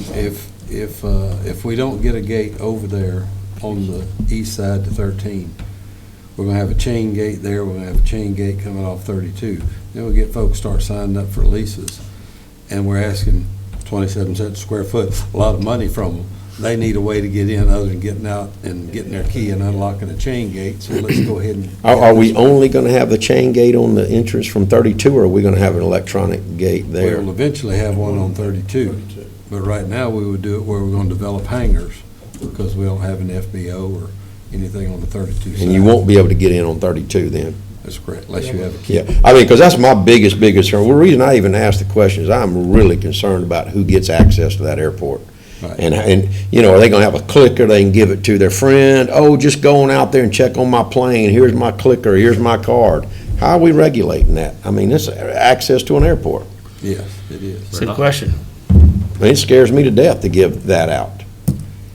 And I'm not up to date on slide gates, but I assume you can get one that tracks who's going in and But the out. way, I think, and the Whose one that's card's over there like goes that? into Allen's, that they got a card, Yeah. they got an They access got a card, but they card. have a keypad. That's one reason Continental just changed the code, because it's been that We code changed it. forever. We just changed the code. Yeah, just change it. And I mean, the TSA recommends you change it on a regular basis. But I think, Gulf Shores, you actually get issued a picture ID that gives you gate access. But it tracks. How many times you go in? If I go in, it says Chip Groner came in this gate this time, this day. It I definitely think needs to we need be, to at a get to that minimum, level. be that. If something Yeah. goes wrong, they're going to say, hey, Mr. Smith, we see that your card was used to get in the gate, and in our contracts with these leaseholders, it actually needs to somehow hold them accountable for their I guest think actions. We need a camera too. Yeah. We need a camera. We have cameras. No, we have cameras now. At the gate? I think they shine from the hangar to the gate. Ask David Shear, I think it shine, I mean, it's not right at the gate, but I think it's on the hangar, it's on Ray's hangar. And I think it shines down on the gate. Yeah, we're talking about where The this east gate side, is. yeah. Yeah, but not on the east side, No, yeah. we don't have anything on the. Because there's nobody else over Because there. I Jack, mean, Gulf that's- Shore's got two things we Somebody don't there. have. They have two But, I mean, that's- full-time employees that this is feeding in their computer and they're checking it every day and seeing it. And we just spent $35,000 putting fence line cameras on everything on the west side. But this is a start to secure it and have access for our tenants. Right. I tried to get it through David and I couldn't get, it wouldn't work on an Apple product, so I sat in It his goes to the office. police department. So So we how- get all of our stuff working one day and we have the stuff underground before we pave it, we're ahead of the game and saving money there. That's why we brought this up the other day. So do we need a motion now to budget up to a certain amount to pay for that? Yeah. I've been talking to Hank because I asked about this and so I followed up with him. So I make a motion that we authorize, if we cannot get it FAA funded, up to $25,000 to put in an access gate. I'll second. And then we do have the money, we do have the funds? What, coming out of the airport maintenance? I mean, we have the money, we have the money. We'll have it, I mean, We could pull it back out of what we're setting aside for an FBO. Where exactly? Right, Amy? What's that? We could pull it out of our FBO money that we're setting aside. money. Yeah, yeah. and we got another $60,000 too. So. While we're talking about fence, I just read a thing, an email, I guess there's a section of fence out on the south side. Yeah. We need to Somebody get missed a turn, didn't they? I rode down there. that, probably need that, He's since in someone's jail. already driven their truck out on airport property over that fence, I think we need to get Yeah, that it just thing up scares me, I'm tomorrow. telling you, it just Yeah. scares me to death. He's in jail too. Oh, Oh, really? Yeah, he left the car and. put Was his it on. the guy that was out in the tundra on the airport property, was he the guy that ran the He was fence the guy down, or that- is he's this the guy- he's the guy that second? ran it. He's the guy that ran it. We His need to truck get was that- stopped. stick Get that up. him with the Oh, bill. so he didn't miss a turn. He ran through the He fence ran on through the purpose. fence. Well, He we wrecked need the to, car and he left. Can we call a question? I gotta go. Yeah, okay. All right, all those in favor of spending up to $25,000 to do a gate on County Road 13, signify by saying aye. Aye. Any opposed? The ayes have it. So if you don't have proper access to that and you drive out there, can they be arrested for trespassing? I think so, Yes. yeah, they can. On the east If it's side. properly secured. Either side, You know. Yeah. Anywhere. anywhere, Yeah. inside the fence. If someone unauthorized, drives through that broken fence and they're out on the runway, Right. yeah. Or if they somehow get through the gate or cut the lock off the chained gate, they come in there, they can be arrested for trespassing. I was wondering if we had have some recourse or some deterrent. The FAA was No allowed- trespassing signs, some things like that, too. FAA, National Transportation Safety Board, all those people. Felony. Talk to them. Yeah, okay. Gentlemen, I gotta go. Thank you, Joe. Ladies, I gotta go. Good to see you. And then, For the record, I called my oldest daughter and said, who I found out way after her high school days, she went through a hole in the fence. Wasn't you out there joyriding last night, was it? She said it wasn't. So, while we're talking about. I used to do that before they had Sent y'all a fences. picture, about 100 feet of fence, got destroyed, trucks there. There's a police report, and we will follow those procedures, actually, have our insurance agent collect their insurance. Good. This Yeah, is- we need to. This person that's in jail, they have insurance, or we know? Well, it's got a nice truck, I don't know if he's in, he left the scene, so they arrested him for that, Left the scene, so. so. How long after the incident? I do think you he know? did it this morning. Was he drunk? I don't know. Therein why he left the scene. He walked away. But it's a Stumbled. nice truck, so anyway, Well, we'll take. So- When I was Before we at Sonic put- drive-through this morning, while I'm waiting on my food, they were talking about a high-speed chase going down 181. I wonder if this is the end result of that. my wife said something there was some chatter on Facebook about it too. It's domestic violence. What? It's domestic violence. Really? Wow. Who, on our wreck? No, but this morning. On 181? Oh, the one on 181? Oh, I'd like to move and get the fence fixed. Yes. I mean, that's, I mean, Yeah. yeah. I make a motion, we get the fence repaired for the 100-feet fence. The last time, we've had lots of opportunities to fence fixes, so the last time we did it was like $900. This will be a little more, this will probably be a couple of $1,000 because it's a little longer and it's on a curve, so. I would like you to authorize the chairman to spend up to $2,000 getting the fence. I'll make a motion, we authorize the chairman $2,000 And to to pursue fix this fence. through the Insurance. Yeah, subrogate against, yeah. I'll second. all those in favor, signify by saying aye. All right. Aye. Amy. Well, I wanted to ask Hank, so we're looking at possibly 800,000 in projects for next year, where we would need 5% of that. Yeah. And I did over the weekend, I looked at it, and on 700,000, we were okay. Yeah. Just wanted to. Thought we had, Okay. just to make sure, Amy.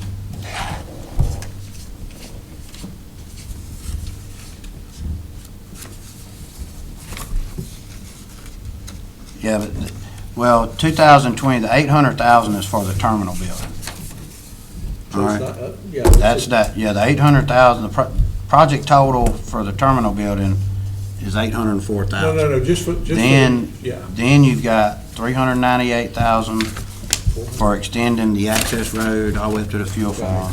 Then $190,000 to seal coat the south apron, 600,000, and $120,000 for the, 720. for the, master plan. And if you need this, Amy, I can give it to you. I meant to put that in the package, I should. Yeah. I'll give So it. 800,000 plus all this? No, 800,000 is a not- terminal building. Yeah. That's not a match. Okay, so we're not gonna put this. 720. Okay. Yeah, so- those three okay. are what we're trying to get Okay. FAA funding for, and you can Okay. see where we Gotcha. have local funding, state funding, Gotcha. federal Okay. funding. But the terminal building wouldn't be funded by the Right. FAA, that'd just be a state grant. Okay. And then, it looks like the last thing I had on mine was just an update on the 2019 construction. They're rolling right along. I think they're 26 days in, and we're about 85% complete. So they should be done paving by the end of the week. So all they need to do is get some piping under the road for the gate. The only thing they'll have to do, if they put the gate in, Talking about sliding gate. they don't need to put any pipe on the road. The gate set back far enough. How are you, like, does it have electricity? I mean, does it have, They'll have Wiring to- power is on the north side, isn't it? Currently. Well, they got power, there's a pole right there where it comes down On the south side. on the north side of the road. So we need to get it under the road for Uh-uh. code access coming in. Oh, yeah, for code access, we'd have to look at pulling power from, wherever they pull power for the motor, they'll pull power for the, what we call ASP panels, We need that The under the road access. for the code over here, the motor over here, facing west. Yeah. Is that right? yeah, but that won't be nothing but a PVC pipe. PVC pipe they'll just bore it under. You gonna tell them? Yeah. Yeah. What I gotta do is try to come up with some sort of plan to get it in there. So we may have to hold them off till we get it put together. Because I'm looking at, right, if we pull in facing west, we'll have a key access here, but the motor's over here. And actually, our power's over here now. Well, you know what? They may be able to access that power. We They do put have that, we power put on. that, you got 13 right here. They brought pipe, like say here was the easement. That was the easement that went up and went that way. Mhm. And then the access road came in like that. You know what I mean? So now here's your new access road. We put a gate here. They brought power in over here from a pole. And went over to where we started that power there. Then it runs like this. Over to this easement and then goes that way. So we got something to offer. Yeah, we should be able to get, and I think we even had them stub out for that future hangar or whatever that was over there in that corner and put a transformer there.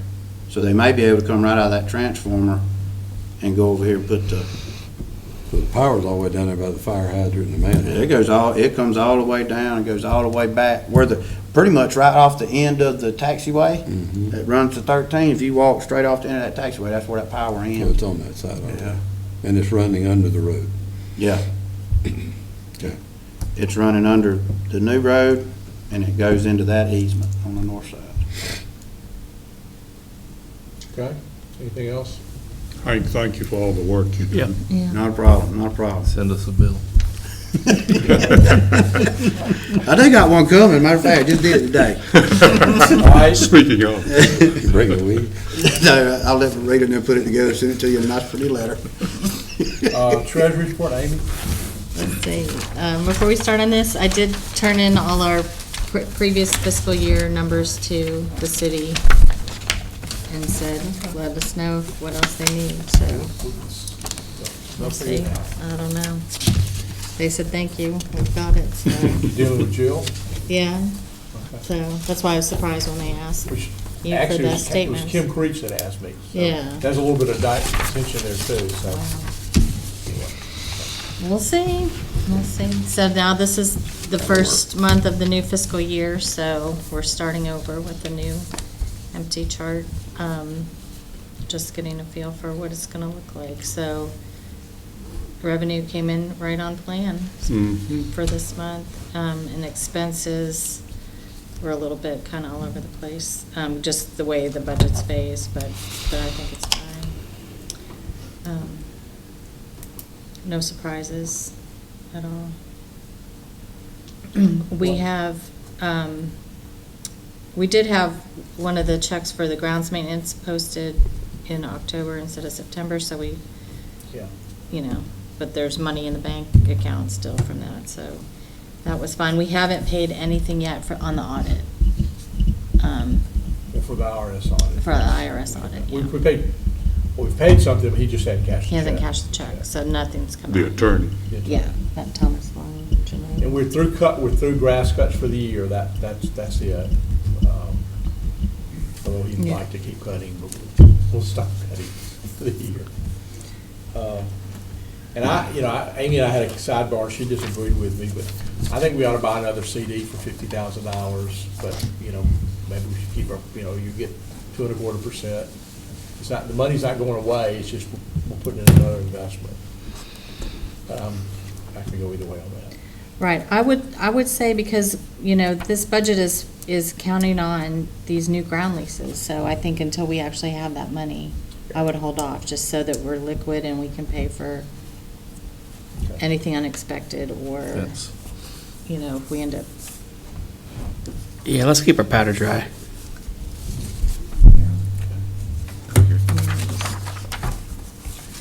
And that's, anything else? Anything?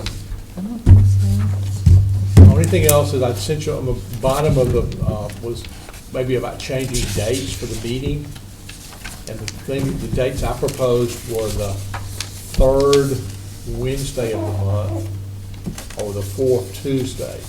The third Wednesday is when they have municipal court, so that we can't have that, and municipal court's, going to take precedence.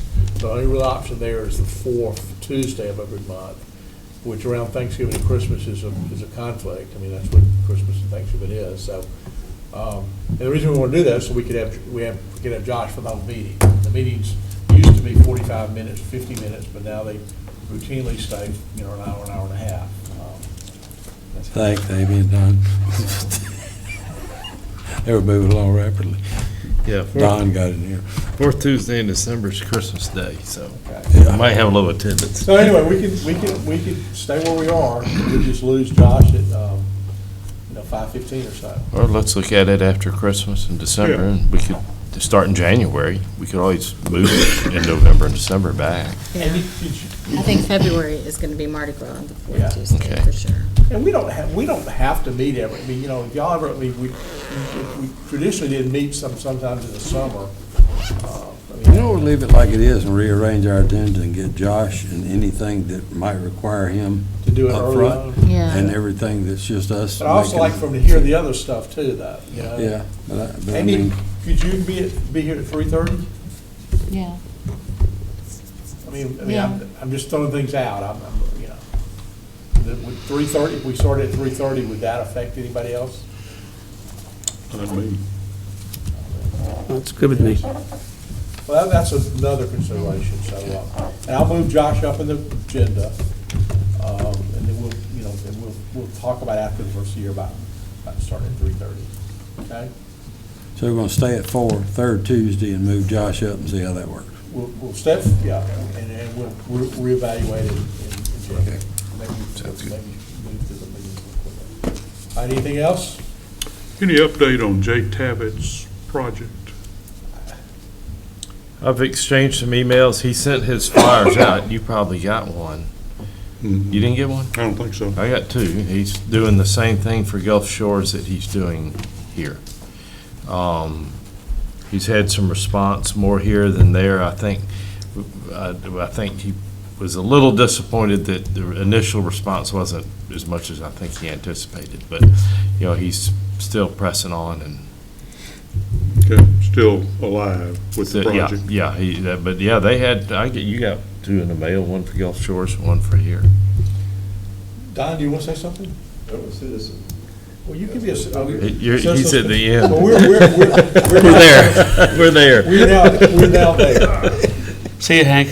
All right, we'll see y'all later. See you, Hank. Thanks, Hank. Stay for 3 minutes? Yeah, I can. I'm Don Hanson, and I'm interested in building hangars immediately. And if the airport can put their finger on a place where we can do that, we'll start. And you said you wanted some money? Yes. That's what we're trying to do. Now, we would, the group, or 6 of us, we will start an LLC and immediately put together $10,000, start the engineering and construction work on T-hangars. And you have T-hangars shown here, but there's no paving yet there. Can't get to them. How about on the south side of that taxiway? South side is all gonna be apron all the way back to here. Yeah, and that's not there either. So we need to find a place, P10, we'll take that. That guy doesn't want it, we'll sign up for it. And, or 11, or 12, or something. But that requires you to change things. I don't know if you will do it. Also, I worked on another contract, a different contract, following the same standard that was the format of the other one. I gave it to the attorney when he left. Yeah, and I emailed, you sent it to me too, and I Yes. emailed it to him. Oh, That's it's one of the a ones he's looking at. Yeah. Yeah, I sent it to Josh. I emailed it to Josh. The big thing, and this thing about having, I'll warn you about something, that one contract fits all, no, they don't. And if you do that, you'll have elements in there that are for high-risk people. Well, T-hangars are very low-risk people. It's a low building that doesn't fall over in a storm, and it's a bunch of putt-putt airplanes that sit there all day long. In case the guy wants to go fly one, but the minute he's in it running around, it's not that insurance policy on the facility anymore. It's his in-motion policy what matters.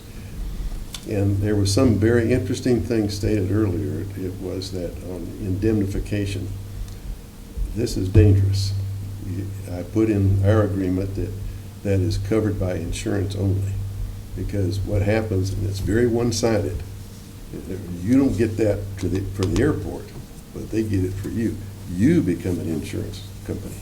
Really? Yes. We'll talk more about that later, okay? Well, it's a big thing. Yeah. But I put it in our contract. It's fine to defend, indemnify, and all that kind of stuff once your negligence is proven, or you admit it, either one of those two things. So to start paying somebody's legal fees just because they're brought into a thing, it could exhaust your insurance policy pretty quick, maybe, maybe not. But there's all sorts of phony claims made. And so you need to have bad language out of the contract. And T-hangars are a different contract animal than are, say, the big ones like P-10. It's going to have a big jet in there with 10 passengers. All are very wealthy people, and something happens to them. It catches fire. So, Hey, if he wanted to build the road to the T-hangars on the east, could he do that? And build a T-hangar? You have to build it to FAA standards. the roadway it's indicated here, is that right? Yeah. Okay. Well, this is paved all the way down to here. I think I saw, and Joe said, yeah, it is that way. So if we want to do those, we'd have to build that road. That's gonna be very expensive. It ain't cheap. How much is it per square foot, just off the top of your head? No, we just did two 10-unit hangars with a very similar setup to that right there. How much is the road? And that was, what was that, 1.3 million on Baymonette for two 10 units? Yeah. That we were looking at? Yeah, so a little less than 1.3. Well, I mean, the road's gonna be, that road probably $500,000. That would be- 300,000. It'll be, it's only half the size of what we're doing for 1,000 now. What are you talking about? The road to the T hangars. These roads. Yeah, that's what I'm saying, you're gonna be $400,000. So, You 300,000 just to do, 350,000 just to do that right there. Right. What you're doing this year is that for Yeah. 350,000. I was thinking that this road would be like $200,000 to the T It hangars. just depends, I mean, it ain't designed, that's what I'm saying. And what I do know is that exact thing right there is just got completed at Baymonette. Mhm. Yeah. Two 10-unit hangars with exactly that layout right there, and that included the paving up to the hangars, you know what I mean, that's not considered FAA eligible. And that was $1.2 million for. And that was $1 million, And right, that $1.3 was million, I over $1.2 million. How many think. Little hangars less. was that? How many T 20. hangars was that? Two 10-unit hangars. 20 hangars. 20 altogether. Don, how many square feet of T hangars are you We were thinking about? a 6-element T hanger thing. It was, I forgot the square footage now. We did it one day. It was, you have it in your, you have it here. Yeah, it should have it on there. It's at P17. Yeah, 6 units, that'd be 200 by 36, so, what is that, 6,000? Over our 6,000 square foot minimum. Well, I was thinking about Yeah. P12, P13, P14. Yeah, if someone doesn't have an interest in P12 and P13, Yeah. we could No, we'd be fine with that if we Yeah. still have to have a road though. Yeah, but that's Yeah. what Joe's saying is right. Well, we got a road. What We're you've building done, right you now. spent money on Behind P12. roads that nobody's gonna You use can't, for a long you can't get to time. you can't get to the, But people that wanna build T hangars right now can't, can't, because no road. those roads aren't there. Well, everybody needs roads. to, everybody needs to go back to where this whole thing started. The east side was developed for what? large corporate. Corporate aviation. When did these T hangars get added? Last year. Not too long ago. And we are in phase 5 of this construction over there. So the way and the reason that things are the way they are right now was to house 5 corporate hangars and get it started. That was where everything started in the beginning. So the addition of T hangars has only been part of the discussion for about a year. Well, we've been done with the ramp and the taxiways, the embankment for over 3 years. Yep. I mean, we just put the utilities in the ground, and guess what the utilities wasn't put in for? T hangars.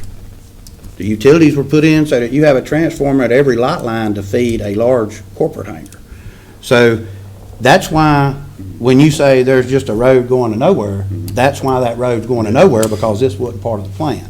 So I want it to be known that this piece of pavement is paid for by FAA.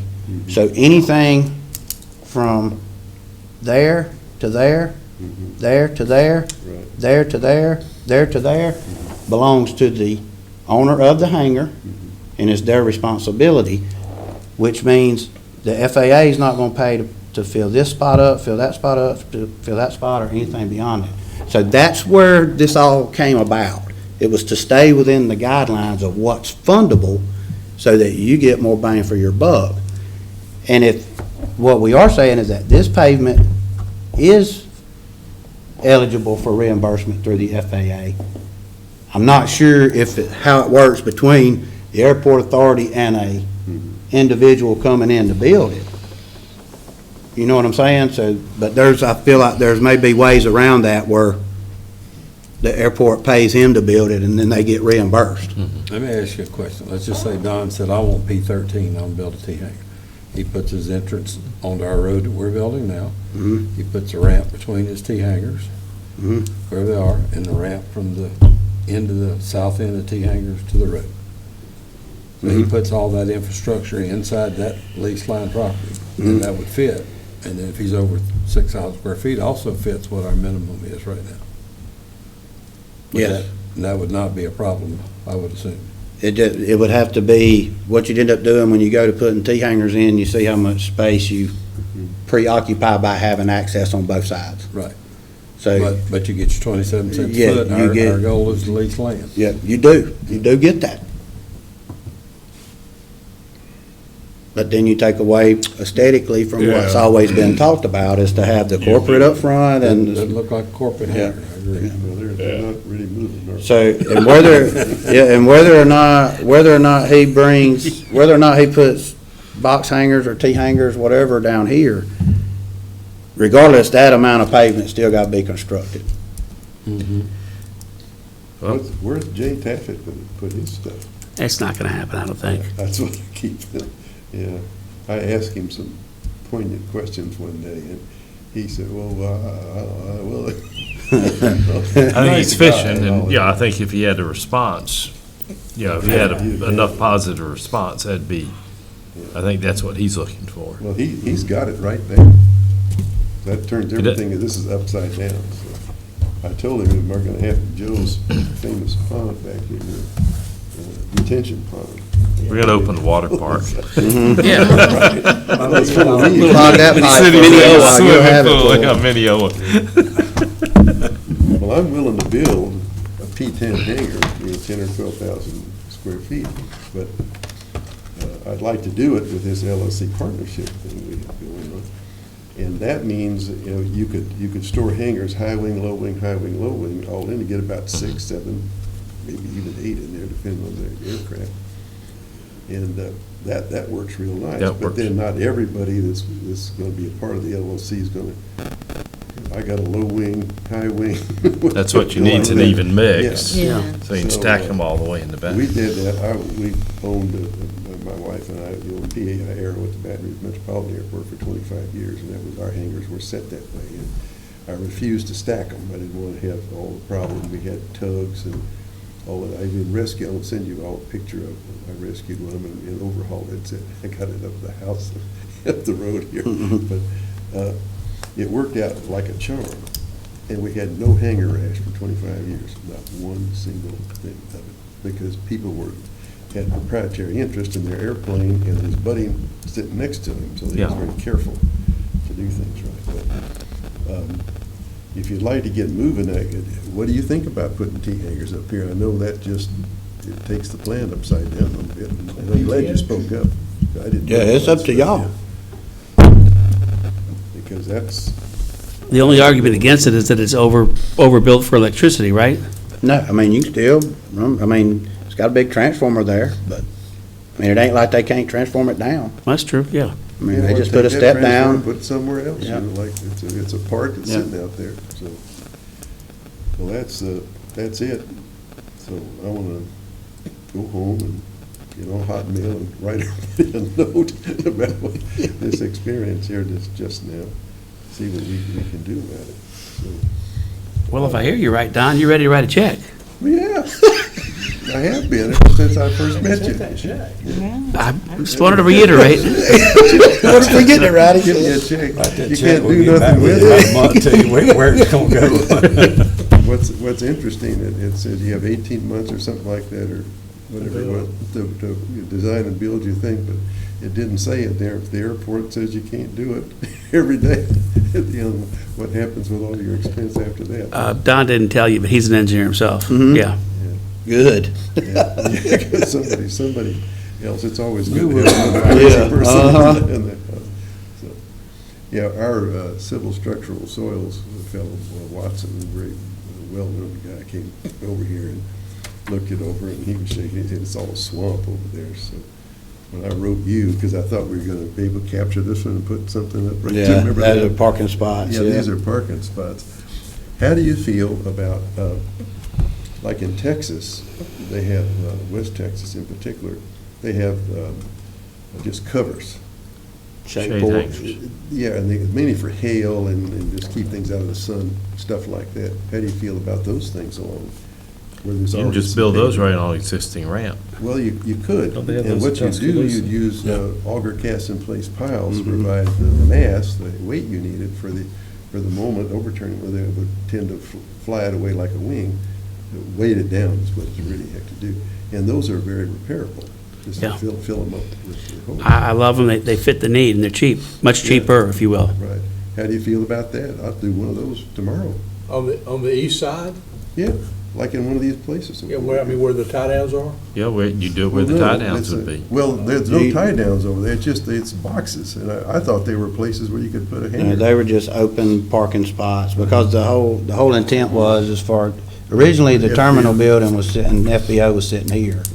And so this was for commuter traffic that just came in, parked for a day or two, whatever, Yeah, brought oh, clients in, yeah. and then they got back in their plane and left. Okay, I got you. You know what I mean? Yes, I Um, know what you got there. You could taxi in, So that- taxi out. As long, All one big piece of concrete. Well, there's no reason why shade ports couldn't be put here, but the problem is that pavement's not there. well, it is there. It is there. I'd pick out one of those Plate places, on top of it and bolt it and down. we could put up Cheap. several shade ports.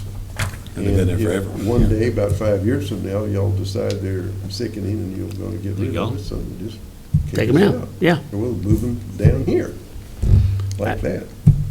At least there's something. That's the other thing, with shade hangers, you can design them where they can be fully enclosed one day too. Mhm. Yeah, it becomes a T-hanger. Yeah. And that one day And you might could be move them Thursday. if we could move them. Yep. Yeah, You can move any metal building. yeah. Yeah, they got moved in, they can move them out. So that's the proposal, I'm ready to go and, to do that, and I think the group of fellows we met with and give away, there's a couple of them right there, like half the group is sitting right at the table right now. And everybody's, indicated a seriousness about it.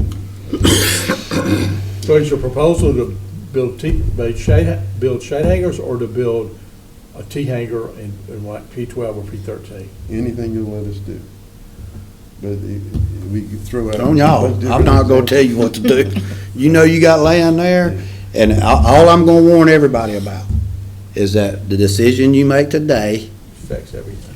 affects where you move the next day. And so when another Don comes in, and he wants to do that, what has this Don done to impact where that Don wants to be? So you have to pay attention to make sure that every decision we make is looking in the future, you know what I mean, and not negatively. Well, Don, what about a combination community hangar on one of the large proposed sites? Yeah. And then your shade hangers, Fine. okay? Like a box hanger set up, if you had a box hanger set up here where, the box hangers like you have where you just access in one direction. Yeah, right. Where T hangers have both directions. Yeah. And you could put box hangers along that face. What's that? You wanted to do that when I first met you. Well, yeah, I Those did 6 explore boxes, shade hangers. They were all, not shade, but box hangers. They were Both, all- really, yeah, both. Okay, all right. So Hank, you've been in Tuscaloosa, right? Mm-hmm. All right. Where Hawthorne is now, where Balmero was, they got the shade hangers over there. That's on the ramp. Mm-hmm. So, I mean, one day, You could do that here, definitely. You could build that whole row in shade hanger. Is that where the cable is? Not where the cable is, where we don't have enough asphalt. where the pavement Oh. doesn't exist right now, Don, right Okay, there. all right. Whenever this gets built out, then there's no reason you couldn't stack shade hangers Okay. all the way down that line that serve as the parking spot. After we had 7 more inches of asphalt. 9. Nah. And about 25,000 yard dirt too. What about on the west side? Any possibility for shade hangers on the west side where the, Yeah, man, I think you got potential for shade hangers where the old taxiway is. But that's what the master plan does. That's, That's 15 months from now. Oh, yeah, at least. that would At be, least. the downside is Mhm. the time involved with updating the master plan. Well, yeah. Well, I would just represent that the group of 6 of us would build anything that I've yapped about and be happy to have it, right? Well, what do they need from us? Hmm? What direction or answers or votes do they need from us? Well, we need the airport to say, yeah, you can do shade hangers here, and yeah, you can put Well, let me- hangers here, something to. Let me say this. I think what you guys need to do right now is you need to determine what space you can build on as it stands today. Yeah. Mm-hmm. That's right. All right? That space involves P10 through from 14. this area, from right here all the way up to inside that access road that's being built right now. That's what's available to build on for construction of hangars. Right. All right? I wouldn't say go building anything out here yet, because this is the main part of the heart of the apron. It's the heart of the airport that feeds the terminal. That's where all the traffic's. That's where all the traffic's gonna be maneuvering, Okay. and right now, we don't have a lot of real estate down here to move airport aircraft down. Once you get a terminal building set up over here, there's gonna be planes running everywhere. So I would not contaminate this space prematurely. And what I do understand is that this whole area right here is ready to go for something. And if that be box hangers, if that be T hangers, just think that T hangers have to have dual access on both sides. Box hangers only need access on one side. It could face the ramp. Follow the same building restriction line that we got for the corporate hangars. You know what I mean? Don, what about 100 by 100 community hangar? Because those are ready to go. Yeah, if you can get high-low, high-low, high-low, like we were talking about, and stuff the planes in there that way, as I described, it's fine. I can't Because it's have, about the same price as T hangers, quite frankly. okay. It's not, you know, with was a swamp at one time, and we were, lots of us concerned. Right about there is where it was. Yeah, okay. And that's been, We have to fill in with a lot of dirt, like I had an email one day I sent you guys. It was like, somewhere almost 20,000 yards, and that the price was, so much per truck, and 21-yard truck, and it was a lot of money just for that. So, P10 up here is The in best. pretty good shape. It's not bad. And the fill material, I guess they get engineered fill material pretty. oh yeah, we've got- that area right there got filled up probably about 8 or 9 feet. Yeah. On who's, on our nickel? I mean, we can. Yeah. Yes, sir. I mean, we can get you, Mr. Childress, he's got good material, and he's less than a mile away. Yeah, he's not far down the Oh, you road. have to truck it right. Hey, Yeah, can I truck see it that? down. Floyd. You're saying shade hangers, really the best one day is gonna be I'm right at the there. good- I would say yes, that'd be the Backs perfect up, place yes. for them, yeah, It And has isn't no that other paved purpose. already? right. Is that Not yet. paved already? No, No, the only thing it's that's paved, paved but is it's not topped the out. hatch, You want the to take hatch. some? Sorry. Everything that's hatched is what's paved. How about shade Because we hangers need running along? to, Yeah, I mean, that's, you know, See, get that's- together, that's maybe, half. we need to Mhm. get that By done. January 1. Yeah, All right. so maybe sometime. And that's an we'll be gone option. for Thanksgiving. Well, maybe about 3 between minutes is- Thanksgiving, Yeah, you're 3 minutes. Christmas and New Year's. But let's Then we just make some adjourn the changes meeting. and send it to George. Okay. And do I have a motion to adjourn? And then why don't we try to get together and see if we can work out something with Don as far as Yeah, the next presentation at the next board meeting, about a true proposal, to build a box hanger on the east side and shed hanger. Hank's point is well taken. We got to get our own act together, what we want. yeah, right now, Yeah. you gotta get Yeah. locked in and everybody just nail down, But and then make we can't go on the west side because that's 15 months Yeah, away. that's right. Now, you can go to the west side and do stuff that's already on the ALP. What's on the ALP? What can we do? There's stuff way down there on that south end that showed infrastructure on T-hangers down there. it. Yeah, T-hangers down there, any of that could be done, yeah, That's on the existing on the plan? existing ALP. Of that southwest corner? All the way down Yeah, where the yeah, old run-up where is area that was, drawing? there's T-hangers. So, but that's already on this current Yeah, it's AIP. been on the Oh, one I that did we not got know there. that. Well, that's a Yeah. whole different, that makes that a whole different Yeah, story. you can take this copy. While we turn the meeting and then talk. I make a motion, we adjourn. No, this is the only Second, all those in favor, signify by saying aye. Aye.